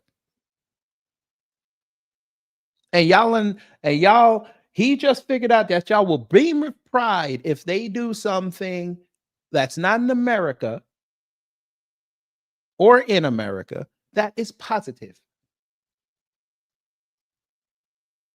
You're not supposed to celebrate that. Interesting. Thank you, Nick. You taught us something.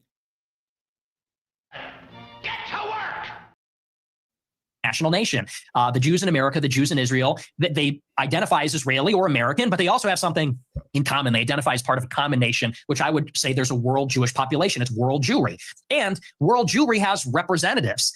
There is such a thing as the World Jewish Congress, where they actually elect, it's democratic, all the local Jewish organizations elect representatives to represent proportionally the Jewish population in their area at the World Jewish Congress. And it's sort of like Davos. It's like the World Economic Forum, but it's exclusively for members of the Jewish nation that exists across the world. And so that's a real thing. And I didn't make that up, and that didn't come from 4chan. It's like I said in that clip, I read what they write. I read their books. I watch these speeches. I watch a speech from Barry Weiss. I pay very close attention. So that's what I mean by that. There is such a thing as it's a nation that exists across borders on a global scale. They're organized, and they have a national self-interest as that nation, as that tribe. So if you don't hate any Jews, what do you like about them? I like a lot of things about them. I think they're funny. I think they're smart.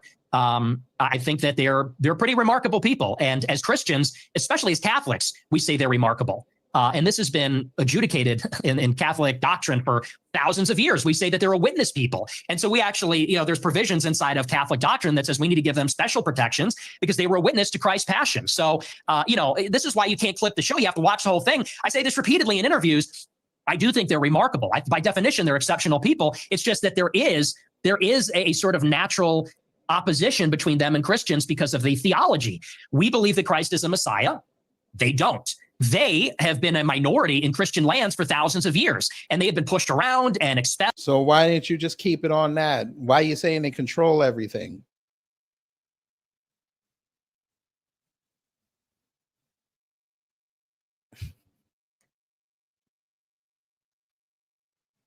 You see how he's trying to change the message in real time? And they've been persecuted and segregated. And that's why there's a lot of paranoia. There's a lot of distrust. There's maybe some sense of chauvinism among Jewish people. So there is, like I said in that clip, there is an historical antagonism between these two peoples, between Christendom and Jewry, and that has always been the case in Europe. But I don't hate them, and I think I actually sort of understand them in a weird way. I think that because I've studied a lot of their politics, I think I really kind of know them in a way. You don't know nothing about no Jewish politics. See? Okay, go ahead. Place of hatred. Do you have any Jewish friends? I do. I have many, yes. Well, that's weird because you said this. Oh, shit. He pulled another receipt on him. Jews and Christians have never been friends, ever. Not since Jesus Christ fought with the Pharisees have we ever been friends. Not since Saul was leading the charge persecuting the Christians. Not since the Roman Empire, not since the Middle Ages. Never. We've never been friends. We've never been allies. We've always been set against each other, actually. And even here in the United States, it was communist Jews who were the architects of both communism and the civil rights laws that are dispossessing white Christians of their land and civilization. The Jews and Christians have never been friends ever, except for you and your Jewish friends. Yeah, so easy. As peoples, as nations. Got it. Not saying every individual Christian, and of course there have been Christians and there have been Christian converts to Judaism, Jewish converts to Christian. You're nodding your head, but you're asking this. I'm saying as peoples. No, I hear you. No, because you're over here trying to explain away something that you said. Sir, words have meanings. People are going to take you at what you say literally. If I was just on my platform or they say all white people are evil and somebody presses me on that, I can't back out of that. I got to stand on it.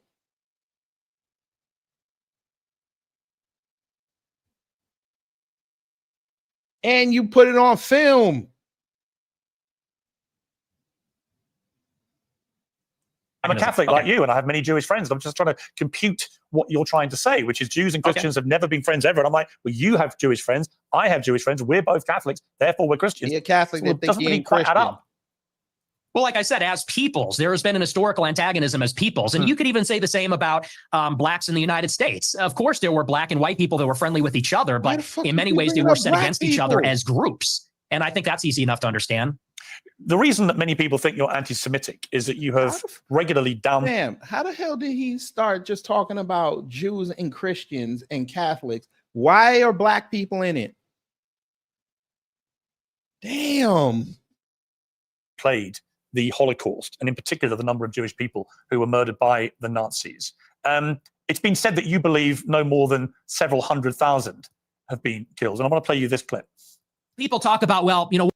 Wild J, I'm gonna start calling him Kamala Fuentes. That's his new name, Kamala Fuentes. What about the gas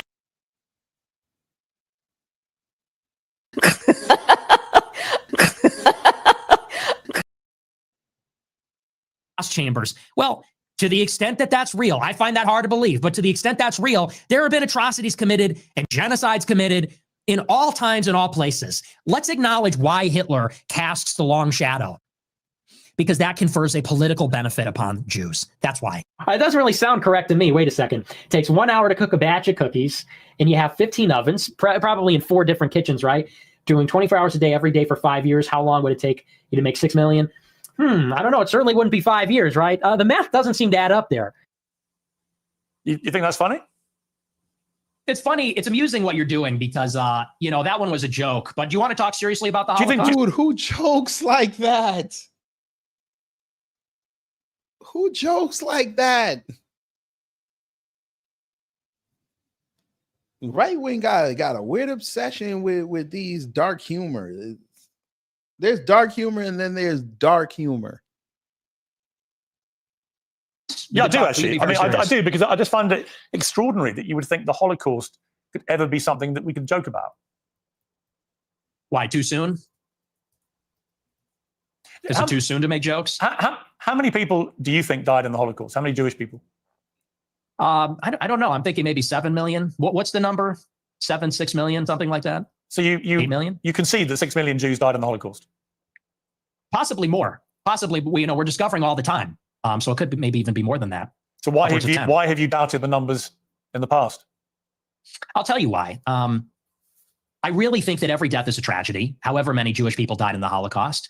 And I'm not a World War II historian, so I'm actually open to believing the official narrative, and I've read some of the conspiracy theories. And to tell you the truth, it's a rigorous debate. But you know what's interesting about this is in many countries, it's not even legal to talk about it. And that's really where my interest in the Holocaust begins and sort of ends, to tell you the truth, is that if you wanted to question the number, you would be put in jail in about, 17 or 18 European countries. And I think that's really the more interesting conversation, which is that this is almost like a religious dogma in the West. No other genocide, no other atrocity is treated like this. Could you imagine if in the United States they said the number of Palestinians killed in Gaza is 100,000, and if you don't say that, you're going to jail, you're banned on X, you can't have a job? That's the part that's totally insane. And a lot of people, they can't even make up their minds. I think it's actually done a disservice. If your goal, and I'm not saying you as Piers Morgan, but if you're an advocate for awareness about this, if your goal is to convince everybody that this is the way the Holocaust happened, I think the last thing you'd want to do is say that everyone that disagrees is in jail and is banned and you're not allowed to say it. So there's really been no open debate about the subject since the scholarship started to be produced about 60 years ago. There is no debate to be had about the number of people who were murdered. Even the Nazis in the trials after the war confirmed the numbers. The amount of documentation that was recovered, notwithstanding the attempts by the Nazis to destroy it, the amount of documentation that was saved and preserved and used for trials of historical record is unprecedented in the history of mass slaughter of human beings. So we have a very clear idea of how many people were gassed to death in the gas chambers. We have a very clear idea of how many were starved to death, were kept in ghettos, died of disease, of forced labor, of death marches. We know how many Jews were slaughtered. It's at least 6 million. What's interesting to me is that you appear to now concede that, which may be news to a lot of your regular viewers who have constantly heard you quibble with the number of Jews who died in the Holocaust. And for the record, just to confirm what I think you told me, you do now accept that at least 6 million Jews were killed in the Holocaust. Well, no, I said it could even be higher than that. Well, it could be higher. That is true. I think it's at least. But you accept at least. It is at least. Oh, it's at least 6 million. But Okay. it could be 100 times more than that. Okay, the people are going to be. But let me respond to the rest of your question. Sure. What you're saying, I understand where you're coming from when you say it has been documented and there are confessions and so on. Let that speak for itself.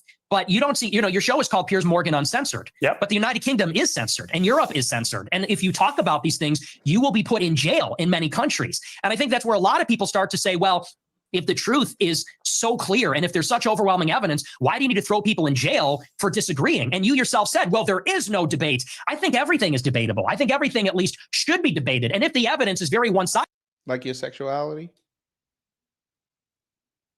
let the evidence speak. Don't throw people in jail. So do you think that Holocaust denial laws should be overturned? I don't particularly agree with Holocaust denial laws. I don't think people should be imprisoned. Okay. Well, because I have a blanket view now, which has evolved slightly actually over the years, that I have a blanket view that speech should not be criminalized, right? People should be allowed to say what they want to say, and they should be then made accountable for what they say. If you have an employer, they can make a view about whether you are the right kind of person they want for their employment, as they would make a decision about anything else you do in life. So I actually believe that speech should never be criminalized. It's my personal view. I understand why in places like Germany, they have strong laws about it because they want to move on from what they believe was the most shameful moment in their history. I understand that. Do I want that in my country? No.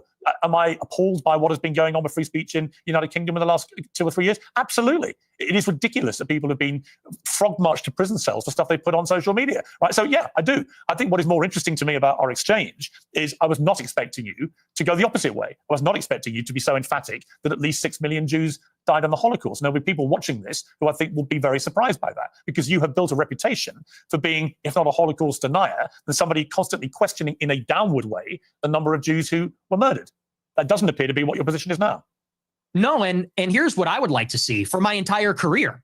When I started my show, it started with a good faith inquiry where I was questioning a lot of these narratives and I said, what is the answer on the other side? But what I found is that the answer was criminalized. So when you would talk about anything regarding Jews, Israel, the Holocaust, you could be in favor of the official narrative on those things. If you went against, you were banned, censored, and in some countries jailed. And so I actually haven't made up my mind on that because that's not really a matter of interest to me. And there's a lot of analysis and scholarship on both sides of the issue. And I've read both sides of the issue. And honestly, unfortunately, it's hard to judge because there has never been there's never been a debate on it. And there's never been a debate because of the stigma, because of the censorship. And I think that leads a lot of people to say, well, what do they have to hide? Because you can say on your show, well, I'm personally against Holocaust denial laws, yet they still persist and the social consequences still persist. And I think that that is the anomaly. And people have to wonder, okay, why is it that way? And what I said in that clip is the reason the Holocaust casts a long shadow is because it confers a political benefit upon organized Jewry. That is what they always fall back on. They cannot be criticized. They cannot be named. They cannot be talked about, lest there be another Holocaust. And no other tragedy is treated that way. And no other ethnic group has a get out of jail free card.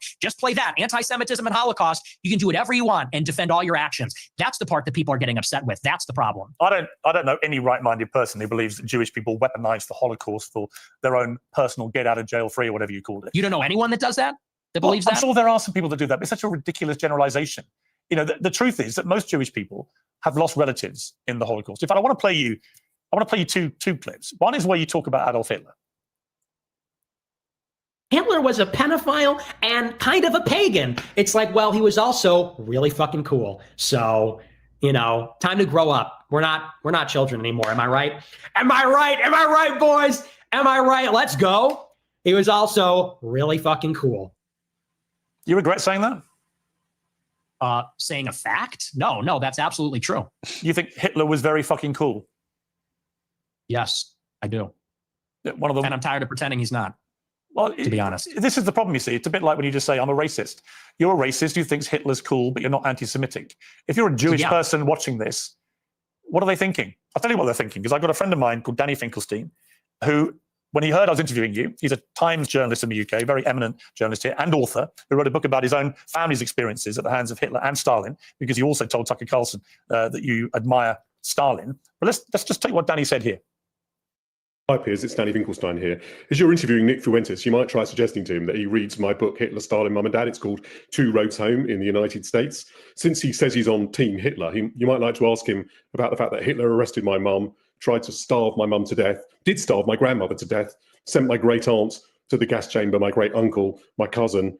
My grandmother on my father's side ended up being one out of 7 children, the only one that survived the war. So you might ask him whether he wouldn't rather be on Team Mum rather than Team Hitler. And as for celebrating Stalin's birthday, well, Stalin took my father, sent him to a state collective farm, sent my grandmother and to a state collective farm, sent my grandfather to the Gulag. You might try asking him why he doesn't celebrate Dad's birthday rather than Stalin's. It may all be a big joke to him, but he complains that he was 18 when someone tried to cancel him. Well, Stalin and Hitler arrested my mum and my dad when they were 10 years old. So perhaps he might like to reconsider his joke. See, that's the reality of your jokes, although I haven't ascertained yet whether you are joking when you say that Hitler was very fucking cool. Are you joking, or do you actually think he was very fucking cool? The most genocidal monster of the last 150 years? Yeah, the thing is, my generation, we're just done with the pearl clutching. You know, yeah, you might be, but then your generation hasn't gone through what Danny Finkelstein's family went through. So maybe the pearl clutching has a way to go for families whose family members oh my were gosh, murdered. yeah, we got all that. We, you know, me mom, like we're, you know, I don't even know who this person is. Why is this person talking to me? This old British guy is saying me mom got killed by Hitler. Because he doesn't find it funny when you say Hitler's very fucking cool. I don't care. I don't care. I know you don't care. That's fine. You don't have to care. But he does care. Does that guy care about America? Does that guy care about me and my country and my family? No. He cares what you, a prominent... Because he probably likes curry.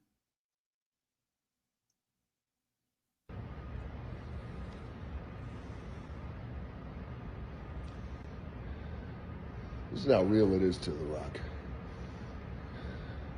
Chills. This is how real it is to The Rock. Why do you care? We're not even talking about Starmer. But okay. Conservative in America has to say about Adolf Hitler. And what do you mean by Hitler is very fucking cool? Because I think he's very fucking a monster. Okay. And that's a clip. I think he's very fucking a monster. Do you hear yourself? Yeah, I mean, can we all grow up? I do. Can we all grow up? He murdered 12 that is million childish. people. He murdered 12 million people. What is very fucking cool about that? Tell me. The edits, it's just cool. The uniforms, the parades, it's cool as a guy. You look at World War II and it's fascinating and it's interesting and it's compelling and it's cool. And, you know, we're just tired of saying these kinds of things. We want to talk like real people and give our honest opinions. And then we literally get an old Jewish guy from England who's going to say, oh, that's not very funny, mate. Me mom. And it's like, shut up. Like, you know, no one is in favor of genocide. So let's just get that out of the way. We're not in favor of a Holocaust or genocide. Do you think if half your family years ago, you think if half your family had been wiped out by very fucking cool Hitler, you'd still think he was very fucking cool? Or would you think that actually he was a despicable monster who murdered 12 million people, who targeted people because they were disabled or Jewish or Romani Gypsy or whatever it may be, and that he systematically destroyed people, incinerated them in gas chambers? Do you think that you would find it very fucking cool if your family had been through that? Or do you think you would find it very fucking disgusting? And perhaps moderate the number of times you laugh about it or want to joke about it or want to abuse someone like Danny Finkelstein, who's written incredibly powerful books about what happened to his extended family at the hands of the Nazis and your other hero, Stalin. See, my point to you, Nick Fuentes, is that in parts of this interview, you try to come across as moderate, but every now and again, the mask slips. And it slipped again here with what you say about... Caught him. I told you, they all trying to go into the middle now.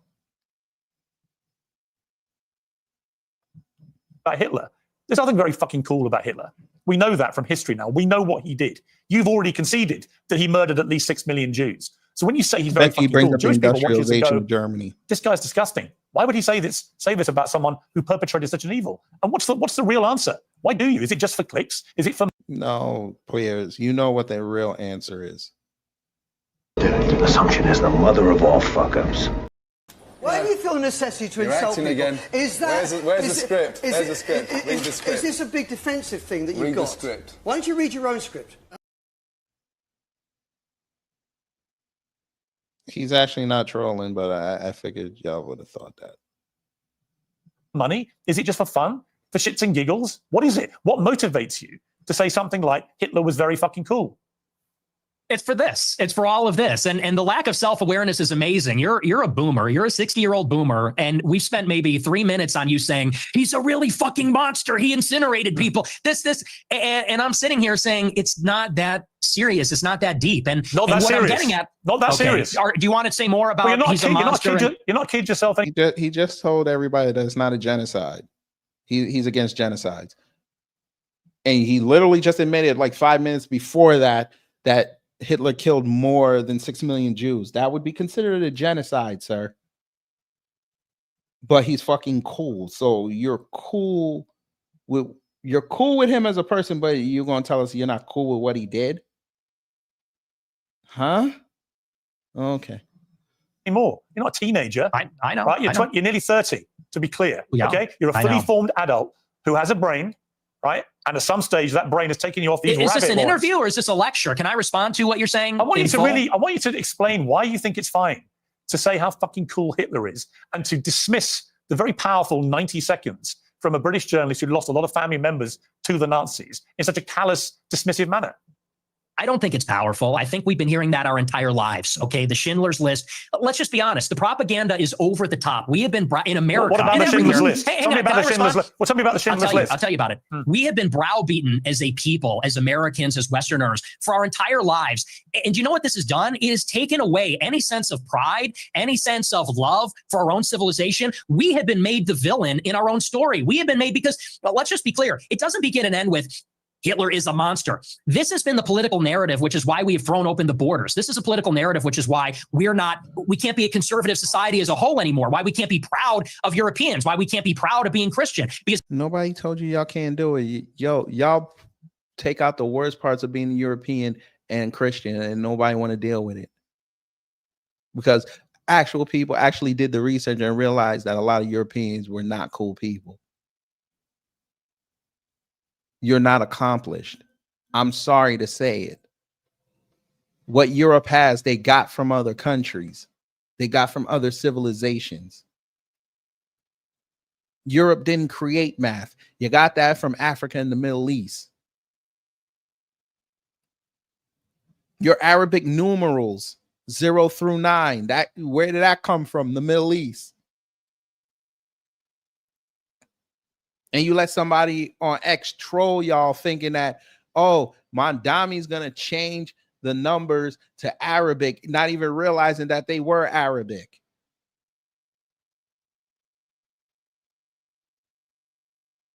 Y'all want to lament the Greek philosophers and the Roman philosophers. They got their shit from Africa. They got their shit from trips over to the Middle East. And now y'all are upset that them same descendants are now going back to go get what's theirs? Huh? All right. They've told us if you're too white and too proud and too Christian, it's going to lead to a Holocaust. And so my generation, our entire lives. Wait. Honestly, Nick Fuentes, that's what people like. That's why I'm popular, because this is bullshit. Honestly, yeah, it's a crock. You don't hear anymore about me mom and me dad. What you just no, listen. What you white just on white crime, white on white crime. Of shit. And you it's know true. it. It's called the open society. In your gut, you know it is. You weaponize this stuff. You know. You weaponize this stuff for money, but you know when you say something like what you just said. I'm banned from banking. I'm banned from banking and credit cards. You a damn lie, sir. Bank from lying motherfucker. He debanked. Okay, dude. Okay. Sir, if you're debanked, who's paying your rent if you debanked? Where's your super chats going if you're debanked? Explain that to us. Because you have to connect it to a bank.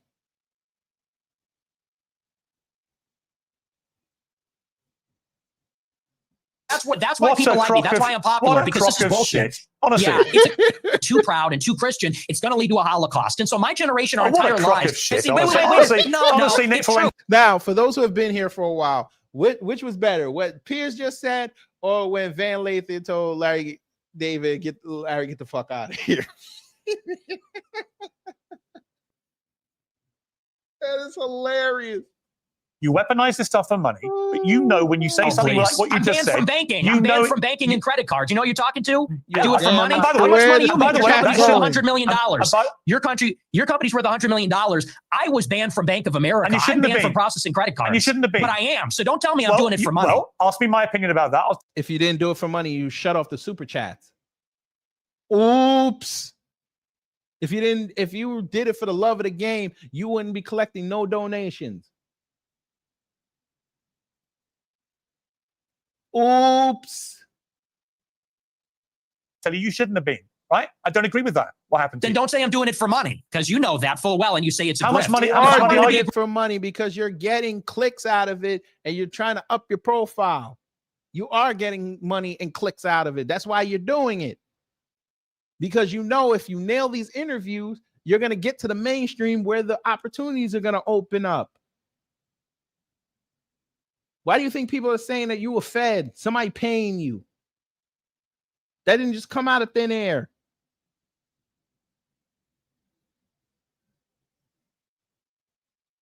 Grifter, I'd be like you. How much money are you making? I'm making a lot of money now. Yeah. Now that I'm the #1 live streamer in America, because people agree with me more than they agree with you. We're tired of hearing about slavery and the Holocaust and Jim Crow. We're done hearing about that. You guys I'm not done hearing about that. Okay, well, Wait, your how the generation's hell on the you way the out, #1 and Generation Z is live coming streamer up, in and we're America? finished with that. We're ready to take our country back. I've got three We're not sons. listening I've to got crime three minorities sons. anymore. I've got 3 sons, and they don't share your views about Yeah, well. slavery and about the Holocaust. They can have decency and compassion and humanity about some of the worst things that have happened in the last 150 years or more. They Sound can, like they can do that, and they can also have concerned views about issues like immigration and other issues. How do you tell this lie like we can't go look? He can't be serious.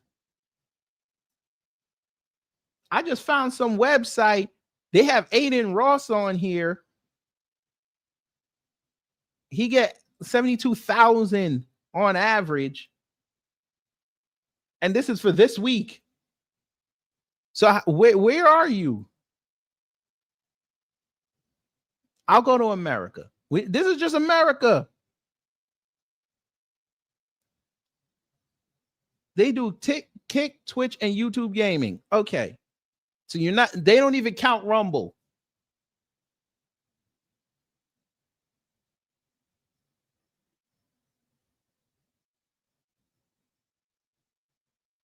And most of those accounts over there on Rumble are bots anyway.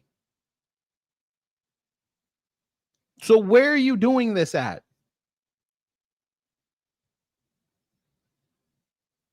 Let me see. Maybe the AI know.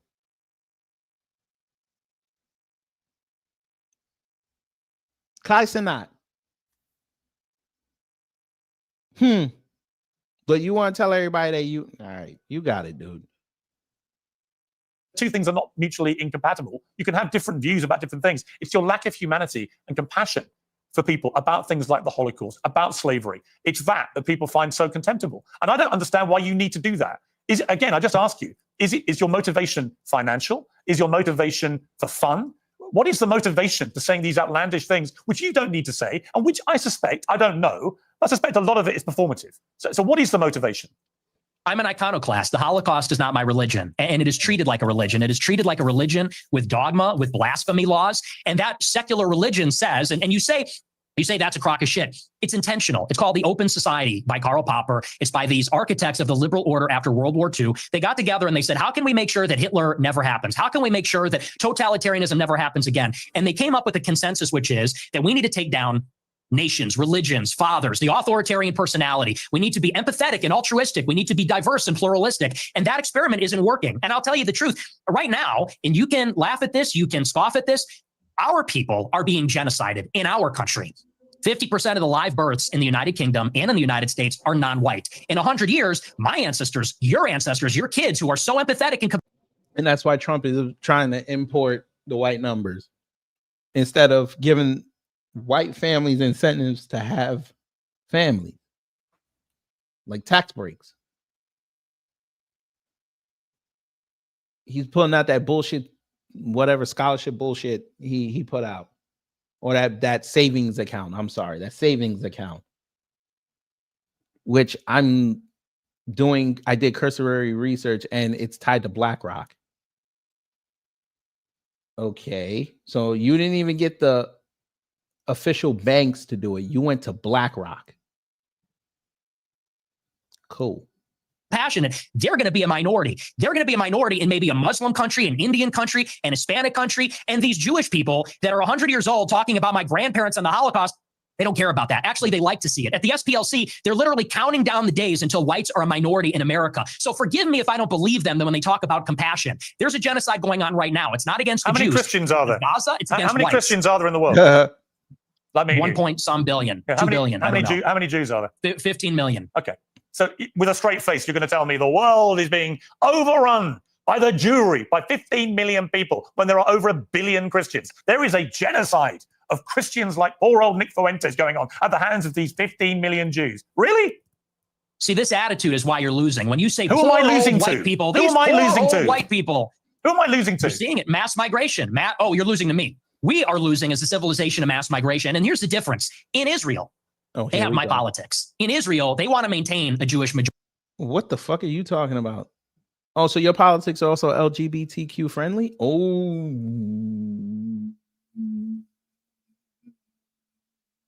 Uh-oh. Haven't been to the show, so you wouldn't know what it is to win. Did you forget about that, Nick? Oh, they share your politics? So, Mr. I'm against genocide, you cool with them lobbing bombs 15 miles away from where the Jewish people stay at? Oh. That's what we doing. That's what we saying. They got your politics. The West Bank and the Gaza Strip, we just shoot indiscriminately at kids trying to go to school. That's your politics. Your politics is Bibi Netanyahu. That's your politics. And his right-wing parliament. That's your politics. Say less. Screenshot number 5. Majority. If they had it their way, it would only be Jewish people. They're fighting like hell so that Jewish people can have as much territory, a Jewish state. They can be proudly Jewish in their own land. Whereas in America, we are being besieged by 10 million illegal immigrants in 4 years. And then whites and Christians are going to be the minority. And that's true. And I bet you in that 10 million is goddamn white people in there. But you didn't want to bring that up now, did you? Only white people that were crossing through Canada and Mexico. Oops. Oh, Nick, how come you didn't mention all them white people that left and went to Mexico? Why didn't they go to another white country? Oops.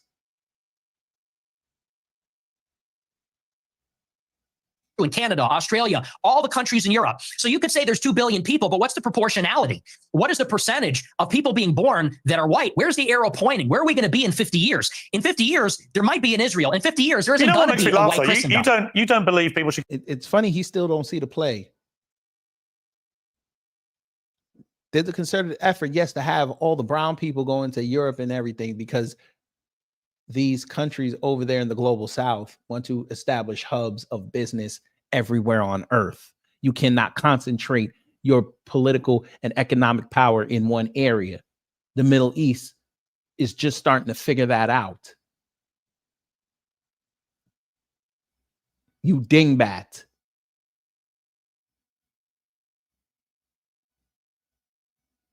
Why do you think they keep going into Africa? Why do you think they keep going into Europe? Why do you think they have a hub in South America? Why do you think BRICS is courting Canada and Mexico?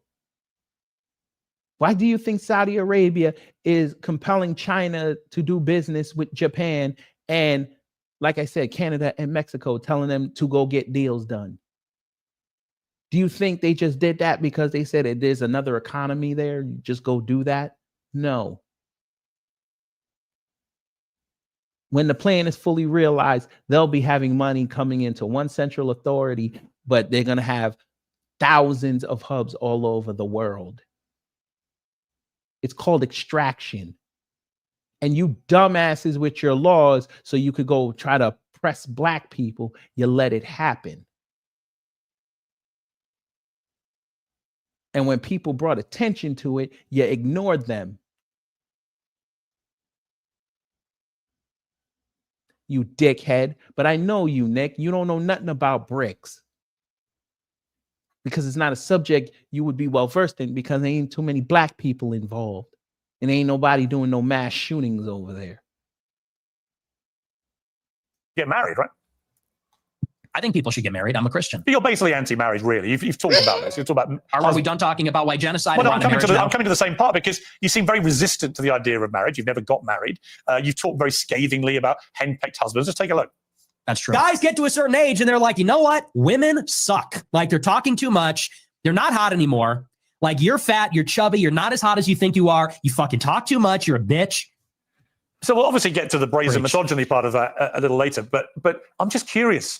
On the one hand, there's this terrible genocide going on of white people. On the other hand, you want people effectively to stop going near women because they all turn out to be so ghastly. So they shouldn't presumably procreate. So how does that work? I mean, aren't you with your rhetoric actively encouraging men not to associate with these ghastly women, therefore not have any more children? Therefore, you are contributing, Nick Fuentes, to the diminishing white population. I'm confused. I tell my followers to get married all the time. I tell them that it's best for everybody to get married. And I think that's the only way that you can have sex. I think that's the only licit way as a Catholic.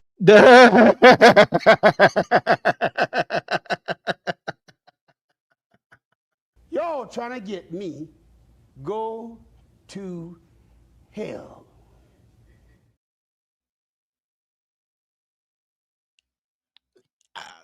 It was a layup.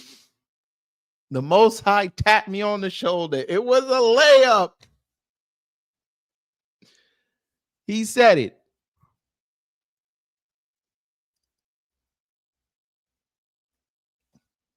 I'm confused. I tell my followers to get married all the time. I tell them that it's best for everybody to get married. And I think that's the only way that you can have sex. I think that's the only licit way as a Catholic is Why don't you get have married sex. That's not the only way to have sex, sir. Do we have to have a conversation?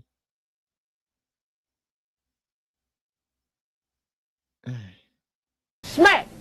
Who is this nigga? Within marriage. Why don't you get married? I'll get married later. It's been difficult for me because people are shooting. You have no swag. That's why it's difficult for you. You have no swag. Chicago should be easy pickings to go find a female. Easy. It's the third largest city in the country. It should be easy.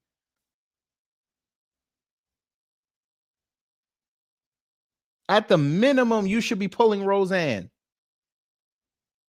Oh, I don't like saying that. I don't like saying that. Oof.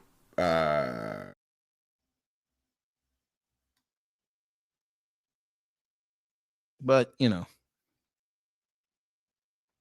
at me at my house. I don't know that I don't want to have kids and a wife. You know, my wife would be screaming about that. Me, you know, I have to be able to take risks and be able to say these things. It's difficult to bring a family into a life that's like that. But for my followers, I tell them to get married. But what's happening with women? You literally just told your followers, hang on, in that clip, you literally told followers, women, they get old, they get fat, they get ugly, they get very annoying. So where's the incentive to get married to women? There isn't one.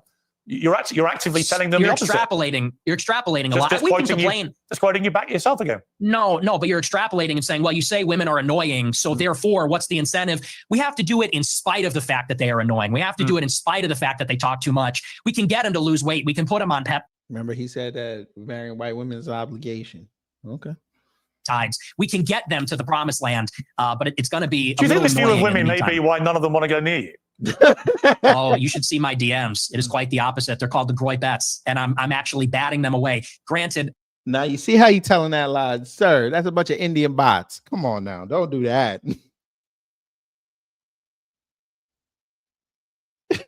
Now he got the female frog idiots now. Oh my God, here we go. He about to tell you that they always want me to come out and say they're gonna lay me out when I go to these conferences, and I can't go. All right, motherfucker.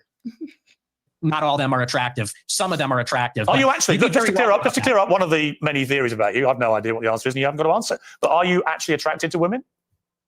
I am attracted to women. You're not gay? No. But I will say that women are very difficult to be around. Okay. So why are you gay? And do you think they should have the right to vote? I do not. No, absolutely not. They should stay at home? Well, yeah, absolutely. Yeah. Unfortunately, Piers Morgan is doing something. He out here rapping. I told you punk ass niggas to get off the motherfucking timeline and rap. That's the problem. You niggas be crying. You niggas be bitching. You niggas need to fucking rap. When you can't nobody else come up here if they not rapping like that. Stay your punk ass at home.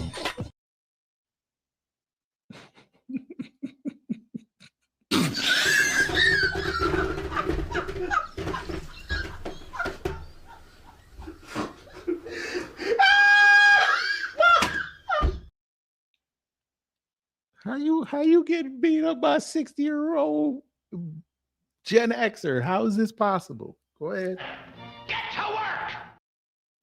Basically, you're just a misogynist old dinosaur, aren't you? Oh, for a young guy. Yeah. I mean, I know I'm the boomer. I know I'm the boomer here, but actually, you're a 27-year-old dinosaur, aren't you? Aren't you, Nick Fuentes? All women, I am. all women are annoying. All women grow old. They all get fat. Says the guy. Have you ever had sex? Oh my God! No, absolutely not. Wow. Says the guy. Oh my God! No! How did you not end the interview right there? Again!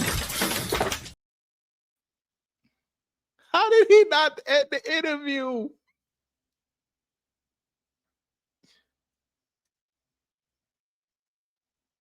They all get fat. Says the guy. Have you ever had sex? No, absolutely not. Wow. Says the guy who's never got laid. That's the thing, though. You boomers.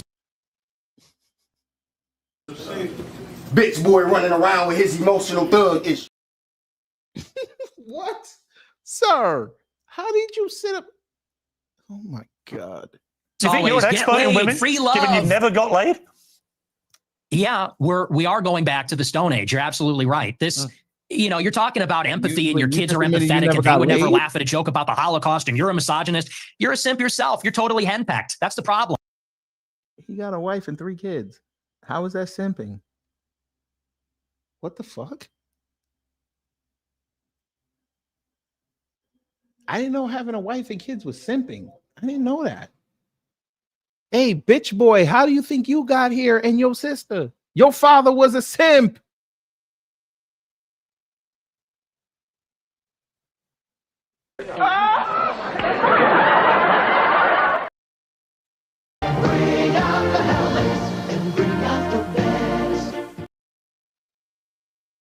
Nick Fuentes, your father was a simp by your own logic. He did it again. Sharp like a razor to blood clot. The nigga sat up there and talked about simps. Your daddy was a simp. He simped twice. Fuck you talking about?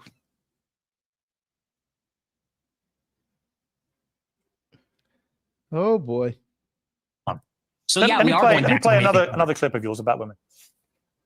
A lot of women want to be raped. And when I say raped, I mean like, that sounds bad when I say it like that. But there's like a lot of women that really want a guy to beat the shit out of them. But also they have to pretend, but part of it is they have to pretend like they don't. You think women want to be raped, do you? That's what the studies show, Piers. That is what these Wow. statistics That's what you say. believe, They is have it? fantasies. They have fantasies about it. I don't think that they want to actually get raped. Retard. But there's a study out there. Get ready for this.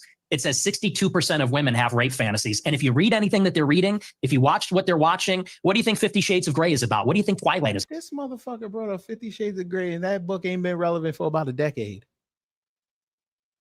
What? He a full loser. All right, say less. Keep going. About. I mean, that's just true. You think women want to have the shit beaten out of them, as you said?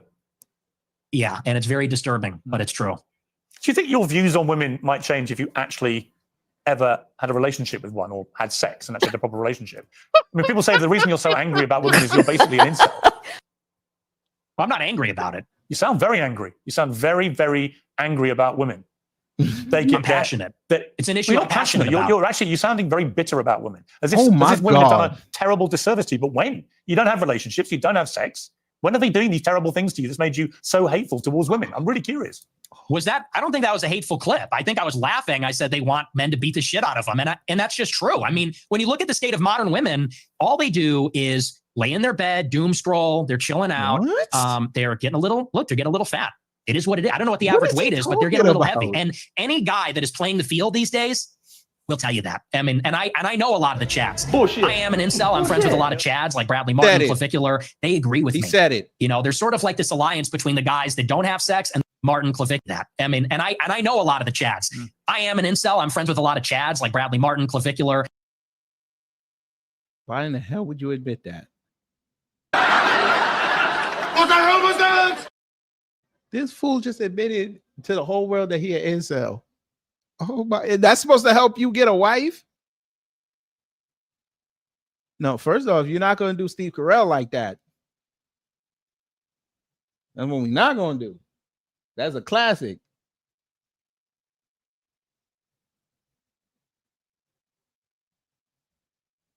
Shout out to the black guy that was his friend that helped him get laid. I'm just saying. This is what we're not going to do. Yeah. Oh, by the way, screenshot number 6. I can see why no chick will touch you if you look like that. They agree with me. You know, there's sort of like this alliance between the guys that don't have sex and the guys that get the most sex. We know what women are about. It's the guys in the middle. Guys like you in the middle. It's the beta male orbiters that say, she's amazing. You're a misogynistic pig. Because I don't know what that is. I guess Well, come on, let me explain to you what I think it is.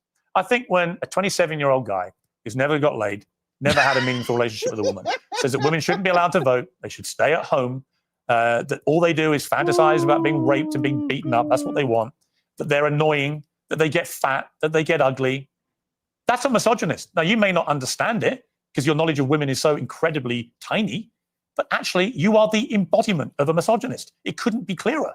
And if I was in a way, you have the deep-rooted misogyny of some of the actual boomers I know. Yet here you are, 27 years old. And most of the current studies show that a lot of men are really disenfranchised from society, no longer have physical relationships with women if they've ever had them, never associate with women, and build up instinctively misogynist views about women. And I fear you're in that position. I ain't gonna hold you. There was an episode of the L Word back in the day, like when they were doing the credits, all of them were in there talking about what they would call pussy. I bet you this boy would feel uncomfortable in that whole conversation. I ain't gonna hold you. It's a bit of a lonely guy who wants to get laid and can't for whatever reason. And it's made you bitter about women. And I don't know where that's come from, but it's fascinating. No, see, here's the thing. First of all, you're very caught up in the labels. It's always, you're a racist, you're a misogynist. You said you were a these words mean nothing racist. to me. Well, You gave yourself, can I respond? You gave yourself the label. What is this? You said, I am a racist. I didn't give you the label. Okay. You said, Nick Fuentes, I am a racist. Calm down. Calm down. Did you or didn't you? It's okay. Did you? Yeah. Okay. But so here's I didn't give you the label. You did. Why are you yelling at me? Because you're trying Why to infer infer something that didn't happen. You said, I gave you the label of being a racist. No. Oh, he got his feelings hurt. Screenshot number 8. He got his feelings hurt. I prayed for this and it happened.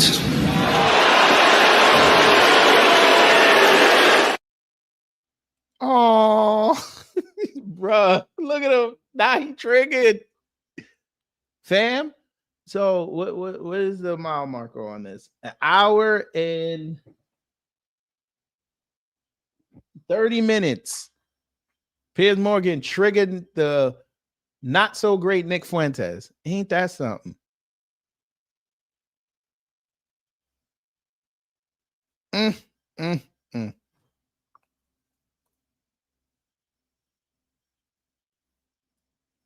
Whoever said that, you just reminded me of something.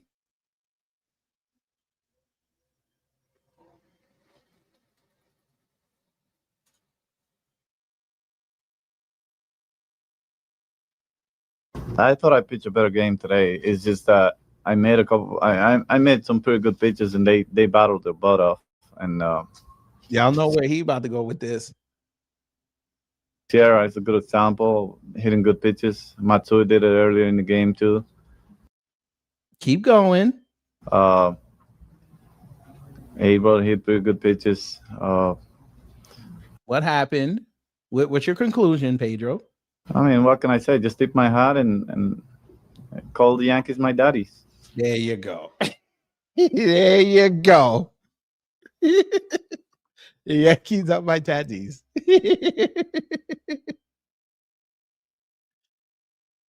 Oh, God. This is hilarious. I can't believe this. Gave you the label of being a racist. No, you did. You said, I'm a racist. You gave yourself the label. You're going to have to tone it down a little, all right? You're going to have to bring it down a notch and relax. This is just an interview, okay? Please calm down. All I said is you're hung up. I didn't say you gave me that. Maybe I did. You did. But here's what I mean. What I mean is you're just hung up on proving you're a misogynist. Okay, you're a racist. Okay, you deny the Holocaust. And I'm not about the labels, man. I'm just past that. As I said to you, look, Nick, as I said to you, I just wanted to go over the stuff that everyone uses out there about you and get you to respond.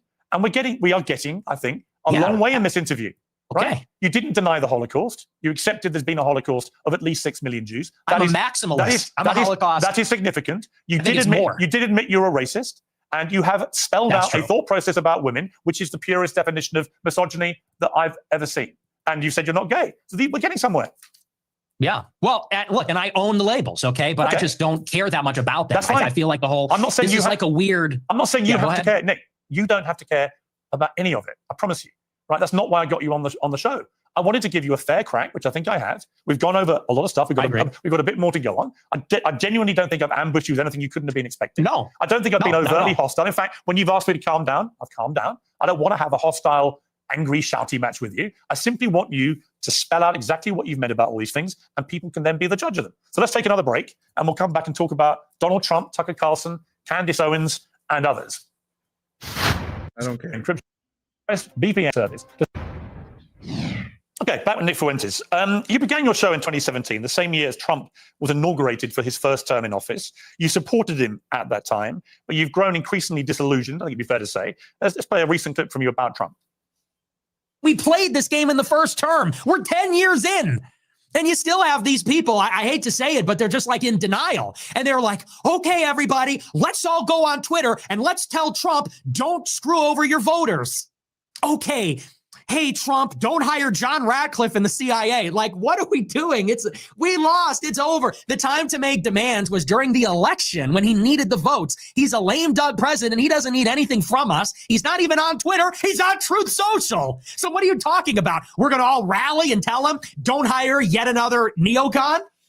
Now, over the weekend, you posted this on X. You said performative cruelty is the perfect phrase to characterize the Trump admin and the mood of the MAGA movement. In order to compensate for his compromises and failures, Trump has to fall back on mean-spiritedness to appeal to the basest instincts of its followers. It's really sad. I mean, do you think you're the best person, Nick Fuentes, to lecture people about performative cruelty?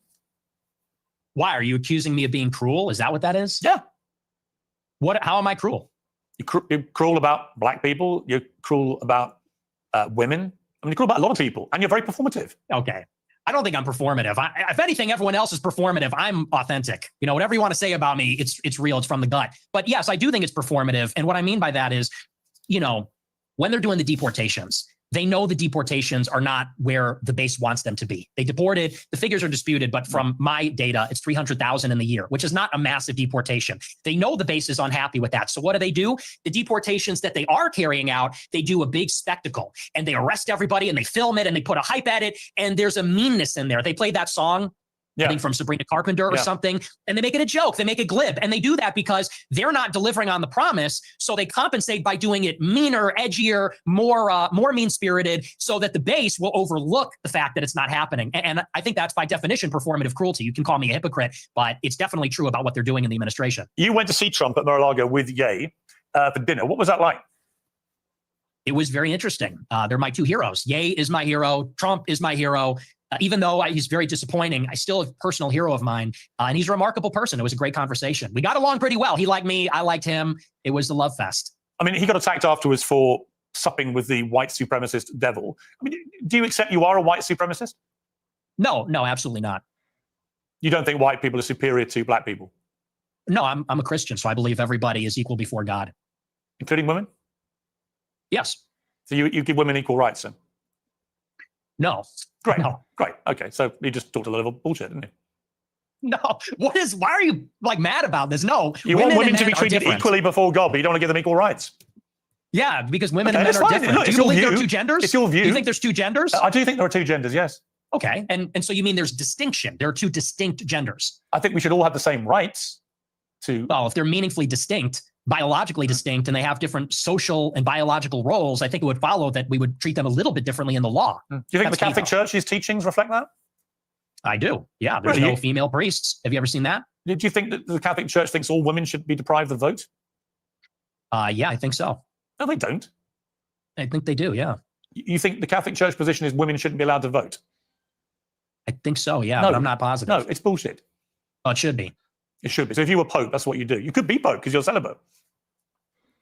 That's true. And I'm also from Chicago, like the Pope. But look, I mean, women, it says in the Bible that women have no authority over men, and they can't teach men. And that's why there's no female priests. There's a lot of things in the Bible. Catholic... I mean, do you take every word of the Bible as sacrosanct? Well, yeah, it's inspired scripture. That's all of it. All of it is sacrosanct. A theological debate. Well, it is Catholic doctrine that women should not lead and teach. I mean, you're not interacting with what I'm saying. Why can't women be priests? They should be. Okay, well, you're not Catholic. That's not a Catholic position. I am a Catholic. Many things I disagree with the Catholic Church. Okay. Well, that kind of is contrary because the whole basis of being Catholic is accepting. It's accepting the authority of the pontiff. You can be a member of a religion and disagree with parts of that religion. Perfectly reasonable. You could be. Well, yeah. I mean, you could say you're an that, but it wouldn't be true. If you're an extremist, you can't. Okay. Obviously, you never deviate. That's just not rigorous. You never That's deviate if you're an sloppy. extremist. But even the Constitution's been amended. Was it 27 times? People talk about this sacrosanct document. It's it's been amended 27 times. Goodness. Yeah. Oh my, this is not rigorous intellectually. This is very just a statement of fact. Theology. Okay. But it's fine. Where were we? We're talking about Trump and somehow we got on into Trump. white knighting for women's rights. On Trump. Well, I think women should have the same rights as you and I. You don't. That's fine. Put on the pink hat, bro. Put on the pink hat. We're waiting. What's the pink hat for? For the march, for the women's march. Are we going to see you at the women's march protesting for women's rights and all that? I think women should have equal rights to men. Period. You carry tampons in case your female friends get a period or something? Like, it's crazy. I'd have no problem giving a female friend a tampon, would you? I don't suppose you've ever seen a tampon, have you?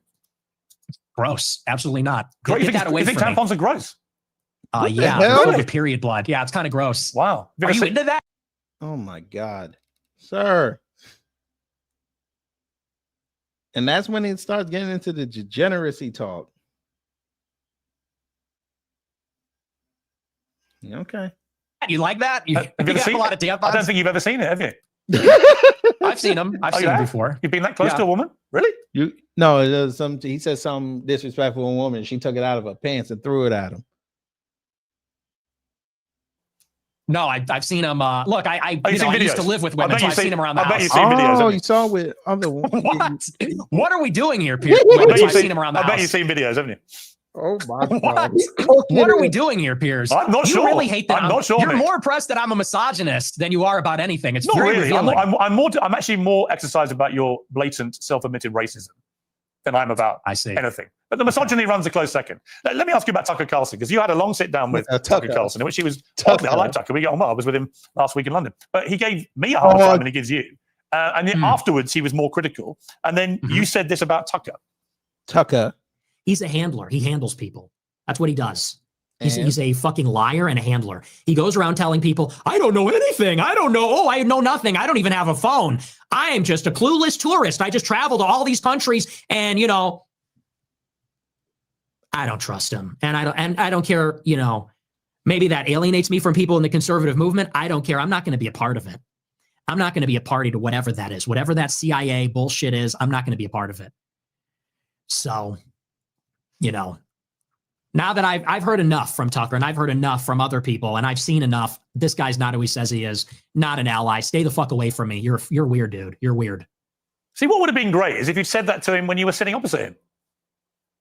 Well, when I was sitting opposite him at the dinner and in the interview, he was nothing but nice. He was very nice to me and very cordial, and he didn't call me an anti-Semite, and he didn't even press me on it at all. And I thought he would, and I almost wanted him to. He was nothing but nice, and we had a great time. We had a really great dinner, really great interview, and I felt really good about it. And the next week on my show, I said, he really surprised me. He's great. And then every interview he's done since, all he does is call me an anti-Semite. He goes, well, I hate his anti-Semitism, and I wonder why people like him. And so I just think that's two-faced. So after that experience, it kind of turned me off. I didn't like that, but he's going to do what he's going to do. He's still a nice guy, but I think he's two-faced. What about Candace Owens? You had a sit down with her. She called you out on a few of your more incendiary comments. You've been attacking her quite virulently recently. What's going on there? Well, it's me and her. We're so complicated. We're on and off. It's very passionate on both sides. I think there's this intense desire to be friends, but a frustration where we disagree with each other. There's a rivalry. But I thought we were going to have a friendly conversation, and then she kind of did the same thing. We're going to go on a show during the war with Iran. We're literally in the middle of a war. And she texted me the day before the United States bombed Fort O, and she said, would you like to come on my show? I said, absolutely. I said, is this going to be about Iran? She goes, I don't do setups. I said, yeah, let's do it. I come on the show, and then she's got this weird hostile demeanor. She's doing the clip thing. Then she puts it behind a paywall. It was ridiculous. So that really was not nice. And then I think this whole Charlie Kirk. Yeah, it was on fucking X. Okay. All right. Kirk thing, I think she's gone insane. I think she's absolutely lost her mind.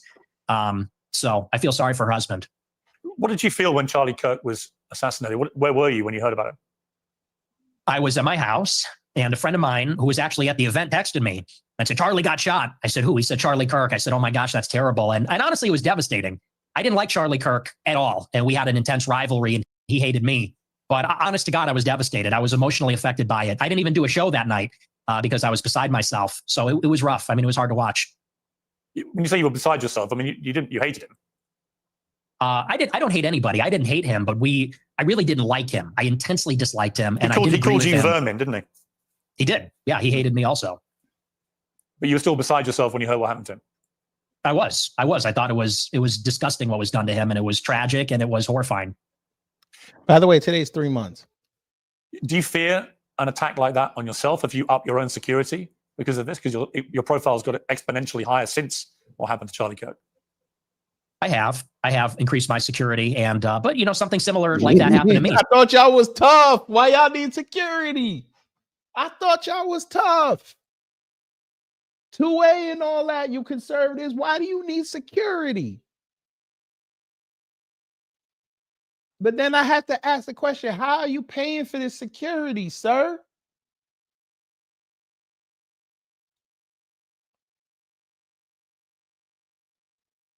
Yo, fuck nuts. Can we get that answer? I actually do the mathematics.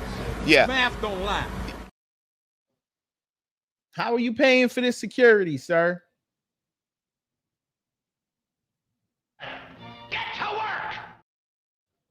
Someone came to my house with a gun about a year ago, almost exactly, trying to kill me. And he was shot and killed in my alleyway. So I've had increased security for a while. It's a bad time out there. And I do believe it was a left-wing person that killed him. I think it was a left-wing person that tried to kill me. So yeah, I take it very seriously. Elon Musk said on his X platform that you're a Fed. You're a paid-up hire of the government. Is that true? No. 100. You've never worked for the government in any capacity. I've never talked to federal law enforcement. And actually, I've testified to that fact under oath when I was subpoenaed by the Congress. People leave that part out. But I got subpoenaed, I think, in January 2022, I think it was. And I was deposed by the subcommittee, the House Select Subcommittee on January 6th. And they asked me, did you speak with any federal law enforcement? And under oath, I said, no, I've never had contact with them. I've never turned over devices. So no, absolutely not. There's been footage. Motherfucker, you talk to the government and you... Okay, so you talk to the government, but you want to fight that you're not a Fed. Okay. Even Piers got to be like, this motherfucker dumb. Just come out again this week. This is you at the January the 6th riots. Let's take a look. It appears we are taking the Capitol building. We're taking the Capitol building. Oh. You said it. It appears we are taking the Capitol building. We're taking the Capitol building. Keep marching and don't relax. Never relax. Break down the barrier. Never relax. The police. This Capitol belongs to us. Yeah! The police are evacuating the Capitol. Politicians don't relax. Scurry out of the people's house. Yeah! So you're heard there shouting down your loud hailer, break down the barriers and disregard the police. The Capitol belongs to us now. What did you mean by that? I think it's pretty self-explanatory. The Capitol belongs to the people. Disregard the police. So you don't support law and order? No, I support law and order. But on that day, the police were brutal. The police killed somebody, Ashley Babbitt. And, they were throwing people off of the raft. Well, in that vein, it sounded like he started and Michael Burr said what he said and his gun said what he said.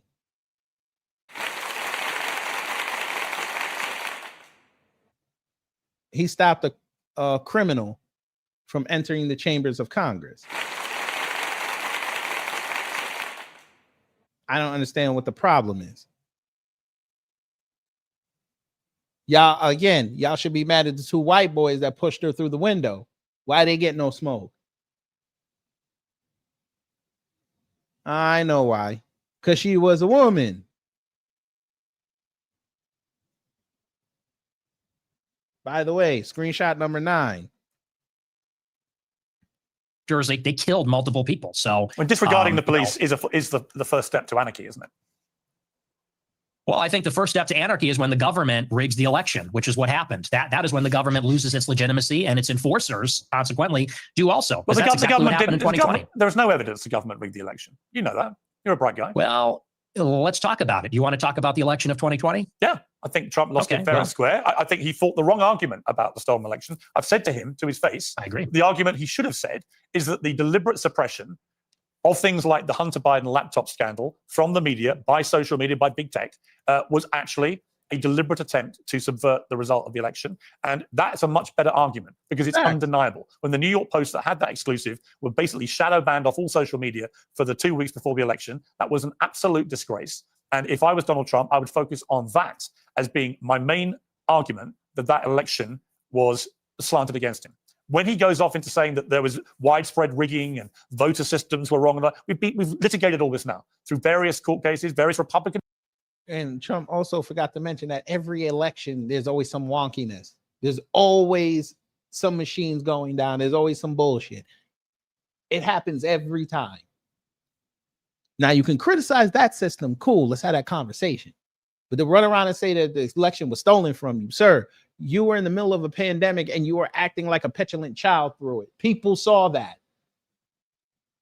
You were the leader when they lost their incomes. They saw through that. The few wins you had during C-19, yes, they took that into account, but it did not outweigh the negatives. You had Democrat people over there embarrassing you every day on TV. You had the media class embarrassing you every day on what your response was and what you were saying. You allegedly caught it, and before you caught it, told people, you can't have the natural remedies. You got to go take the shot. But then you allegedly catching, you end up at Walter Reed and you get to take Regeneron? How's that work?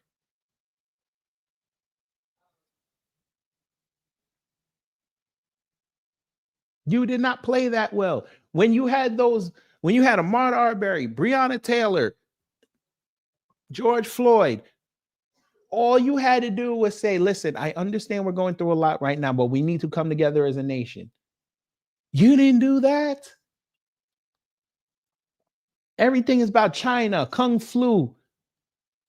You letting your operatives, which showed me that you had no control over MAGA, you just let them go off on wild ass tangents. And all you're doing now is kowtowing to them, say, hey, go get Chauvin out of prison. That's what y'all care about. Y'all care about clicks. You don't care about this economy. You don't care about this country. And now he's showing it to y'all. He's over there putting all his money and his eggs over there in the Middle East. He don't care about y'all. That's the only thing I'll give Nick. His dumb ass finally figured it out on that aspect. Everything else he's still aloof about. But at least he figured that out. How the hell you let the New York City, how you let the goddamn governor outshine you when you're supposed to keep the country together? How's that work?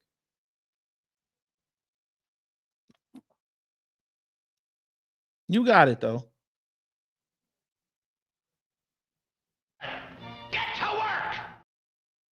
Judges have ruled there was no rigging of that kind. In fact, the American election system is accepted by most people around the world as being one of the best in the world, one of the most reliable. So I just think he fought the wrong argument. If he said the deliberate suppression of damaging stories to the Bidens, which could have swung the election, was outrageous and unacceptable, I'm 100% behind. Never went after the Pope. But by building this spurious argument that it was all rigged through voting systems and so on, he lost me. Well, I agree about the voting systems, but when they went into the machines, I think that was ridiculous. However, what has to be accounted for is that in 2016, 35% of the votes were cast by mail. By 2020, it was 70% because of the pandemic. So you doubled the amount of votes that happened by mail. They called it in-person early voting. They called it a variety of different things. And the other thing that they changed is they solicited the mail-in ballots. So they sent ballots to people's houses. And once you do that, I mean, you have absentee balloting normally, but it's a process. You got to give your social security number, your ID. They send it to you. There's regulations in place. This is an election where they double the amount of mail-in votes, and they sent ballots to people's houses. And when you do that, you break the chain of custody. So they send the ballot out, and then they tell people return it at a 24-hour ballot drop site that's unsupervised. There's thousands of them, and they're going to hope that all the ballots that find their way into these drop boxes were filled out by the person that the ballot was intended for. And I know that didn't happen. I'll tell you why. My uncle has been dead for 26 years. He got a ballot in 2020. It was mailed to my parents' house. And that was happening in nursing homes. That was happening in apartment buildings. But you also know that every independent body that has looked at this has concluded there was no widespread rigging, that it was a free and fair election, and Trump lost. And the bottom line is you should stop going on about it anyway, because he won back the White House. Trump lost because he didn't sell the platform correctly. He didn't sell the second administration. He didn't sell it. He played right into the Democrat hands. Every mistake they capitalized on, and he had to sit up there and explain it. He should have sold it. But he's too much of a narcissist. He got to be right. He got to look like the smartest person in the room, and it capitalized off of it. And it should suck for y'all as MAGA to lose to Joe Biden.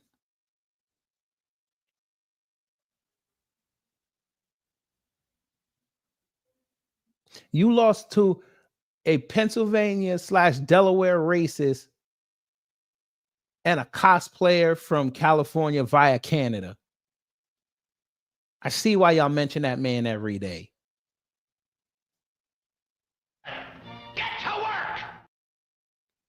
in 2024.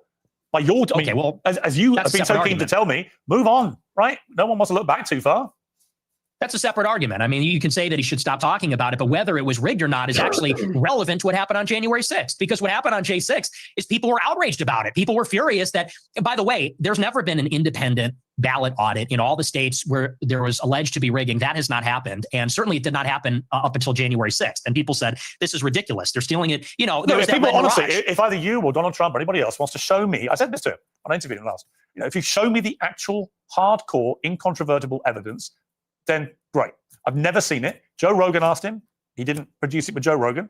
It's just never been produced. But look, I don't want to labor the point on that. So I suppose the more interesting question now, as your influence rises in the conservative movement in America, and there's a lot of splits going on amongst MAGA over a number of issues, and about you, and you know this, is your split with Trump irrevocable? Do you feel now, as we head towards the year of the midterms, that it's time to now look to who his successor will be, and who do you think that person should be?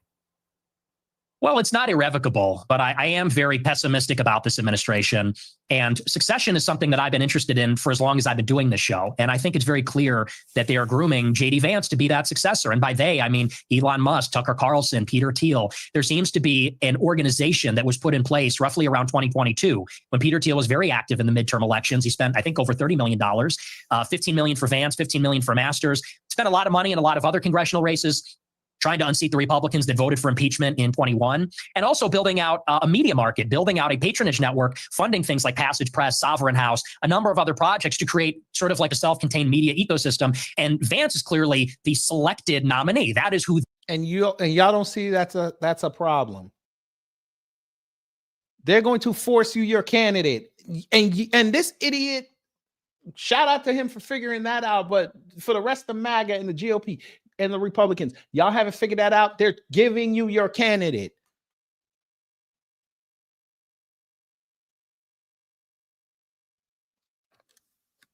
But you want to talk about, oh, they're propping up all these Democrats. Yes, dumbass, that's the system.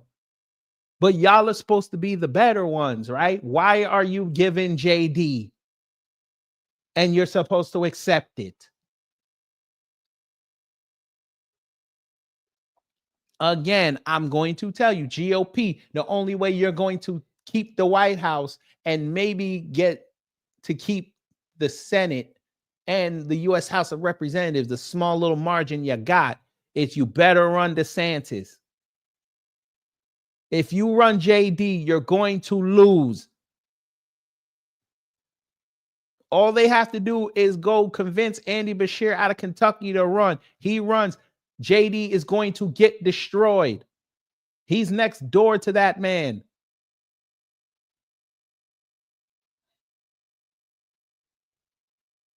Y'all better stop.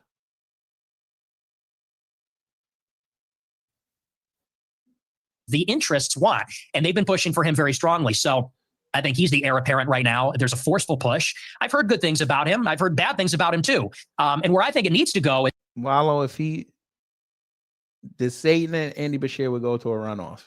I promise you.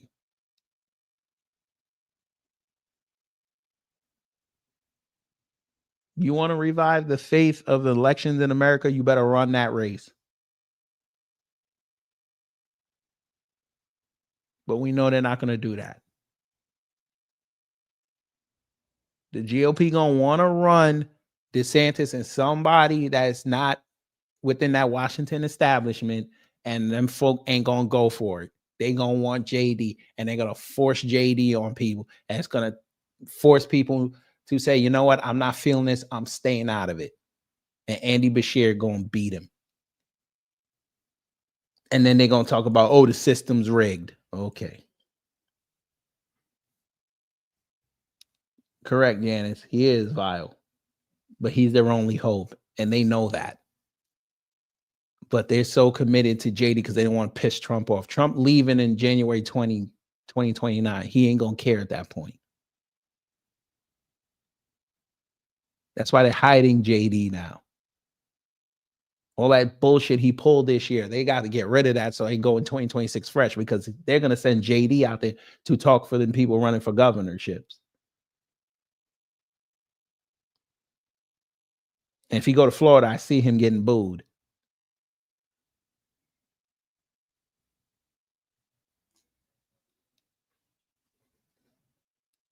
We're watching the same thing.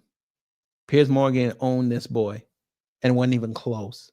But I'll drop that link later and you could come tell me where I got it wrong.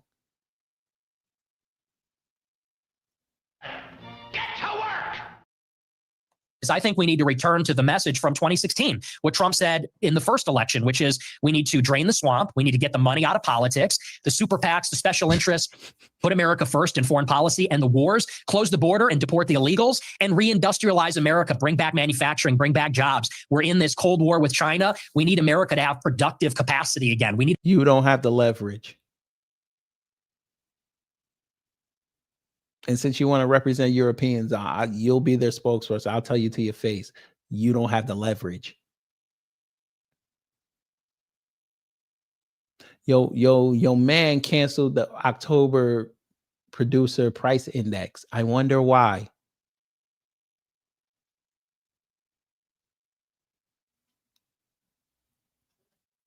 America to have wealth. So I think whoever is going to bring us back to that, that's who I'm going to support. And I haven't seen enough from Vance yet. You called JD Vance's wife a Jeet. What does that mean? Jesus. It's a slur for Indians. Why would you use that? Well, you want the honest answer? Because you're a racist? Nice. No, there's actually a different reason. Go ahead. The reason why I said that, if you watch the whole show, did you watch that whole show? No, but you've admitted you use that slur. I'm just curious why you would use that about a woman with her heritage. I'll tell you, there's a really important reason why, and this is why context matters. If you look online at the people that are supporting JD Vance the most, they are racist. They're racist also, let's say. And they look at someone like myself. I don't support JD Vance. And they say, you're brown. You're a third worldist. They are gleefully participating in the cruelty. You could say the performative cruelty of the Trump administration. They say, you're going back. You have 100 days until you're being deported. So you have so you're a follower. Thank you for admitting that. You're going into crystal.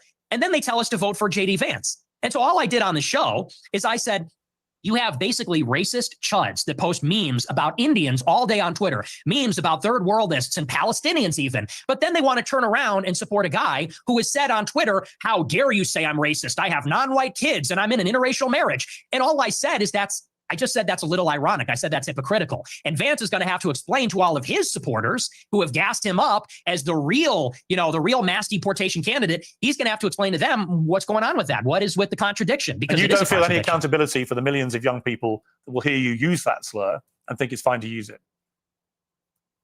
No, I think that's ridiculous. Okay. Let's take a final break. I come back with a little kind of a summary of how you think this interview has gone for you. I don't care. All right. So that's the interview. All right. So some of y'all had a lot to say. Let me see something. I mean, real talk. Let me see something. I want to see how brave you are. There's that link. Go ahead. Show me how brave you are. Yeah, you too, LOL, since you want to come out here and you want to be that guy. Click that link. Yes, sir. How you doing today, sir? How everybody in the chat doing? Hope y'all doing good. Nick is the big. I ain't think Nick was that stupid, but damn, he that damn stupid. Why they always focus on the hood, the hood? Don't they know most black people don't live in the hood, and most black people either they live in the hood, the countryside. Like I grew up in the country. There's people that grew up in suburbs. They grew up in the suburbs, and then people that grew up middle class. So why is and then the irony of this whole thing is we now know he stays in a predominantly but a majority black neighborhood. Well, on that point, you could say it's majority because they 2/3. Okay, well, majority, yeah, predominantly what? Like, how you gonna try to compare our crime to other? To other people, where how you doing, boss? Hold on real quick.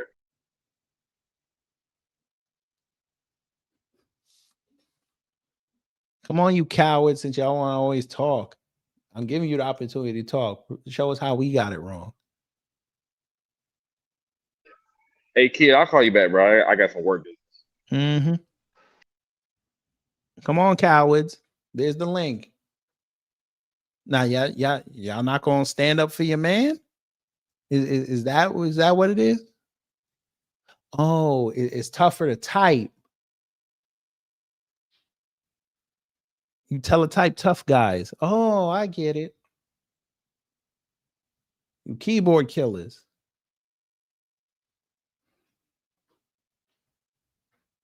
You QWERTY Quasimodos. Y'all can't be this scared. You do know Fuentes got his ass whooped, right? Badly. I get it though. I get it. I get it. It's easy to say that because he's your favorite.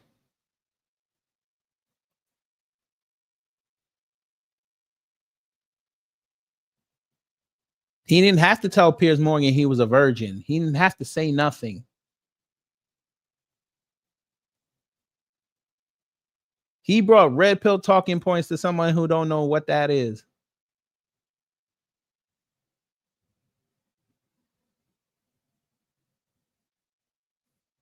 By the way, if he won, why would he go on his show and try to explain it?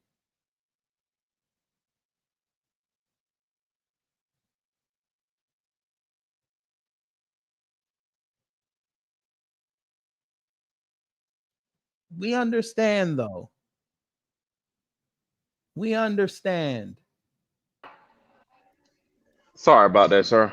Yeah, it's funny that y'all always got to go back to work in 5 minutes. Oh, it's always. always 5 minutes. You sat here for like 30. No, I say for like an hour. So ain't no 30 minutes now. 5 minutes. 5 minutes to do what? Nothing. But no, Nick. Who told you that? Wait a minute. Hold on. Sir, abstain from what? Smashing? Then every Catholic needs to renounce. That's exactly what I'm about to say. Man, don't even go there. Wonderful, I'm black and I'm sexy. What's your problem? You better get back to that 5 minutes. You better finish up that Kraft cheese sandwich that's cold. The fuck? What does me being black got to do with it? Exactly. Nick is enamored with someone like me. And that's not very good to say that. Should I play the clip again where he said he loved black women? Play it. Before y'all tell me he was trolling. Yes, sir. He loved that mess, but no, Nick is just a clown. This is a clown. I ain't gonna take no cues from some religion where you got. Never mind. No, say it. Go ahead and say it. Altar boys. SVU every season got a story about some altar boy.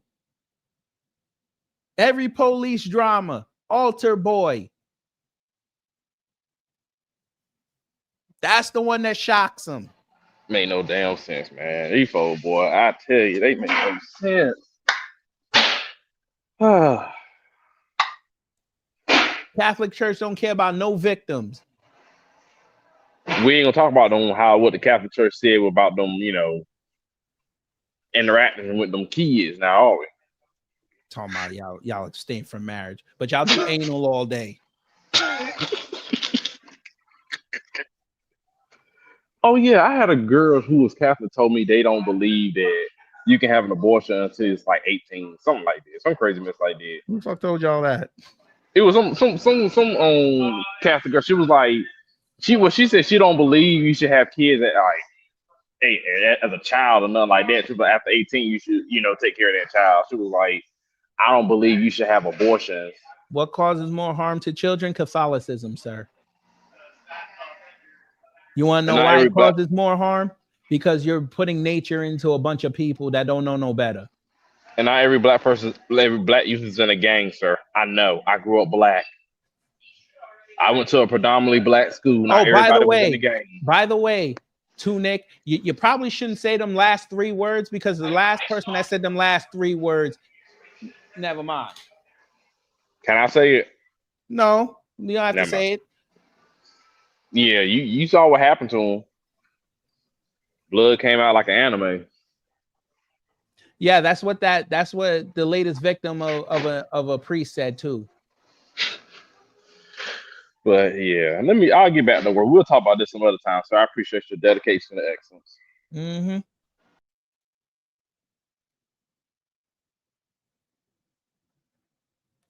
Why don't white violence kill Charlie Kirk? Y'all need to stop worrying about black people.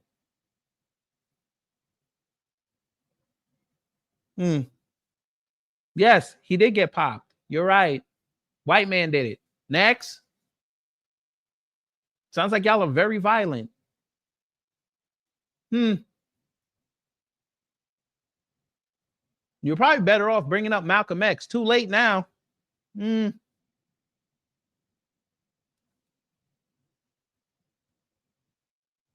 White man shot Reagan.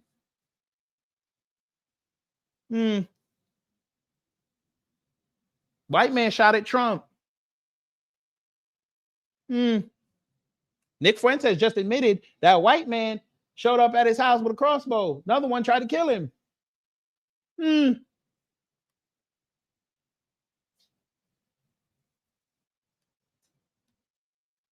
Luigi Mangione.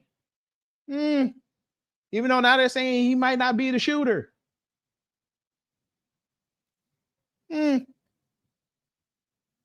White man just laid down 4 cops about a couple months ago out there in Pennsylvania. I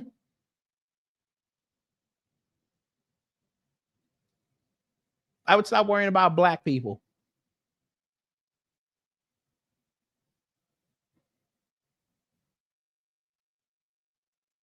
Well, majority of the schools. We won't say all of them. Majority of schools, because remember, Uvalde was a Hispanic.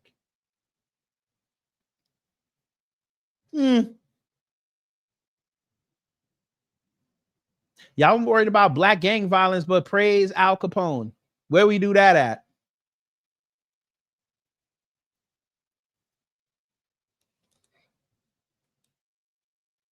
Oh, let me guess. He was going against the government, right? Okay.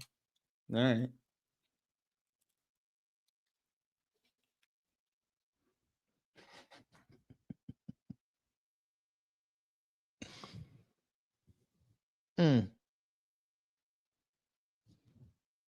What about if you talking about old dude down there in Louisiana? There you go. Oh, he's white, so he's allowed. No, he was Italian, and before a certain year, you guys didn't designate them as white. You designated them as Negro. Oops.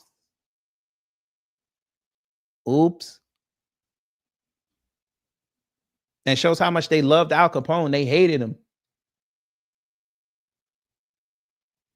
They did everything possible to go get Al Capone, which set up the modern day,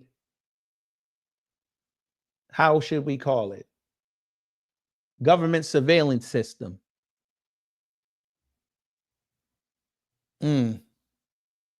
No, sir. They weren't designated as Caucasian when they first got here. When Al Capone was here. No, they were not. They were designated Negroes. They were on the same level as Negroes. Same level as the indigenous people. White people didn't even consider them white. You need to do your research on that. I literally just answered your question. See, what we're not going to do here is try to change it when you got caught. Thank you so much. We're not talking about now. I literally brought up Al Capone for a reason.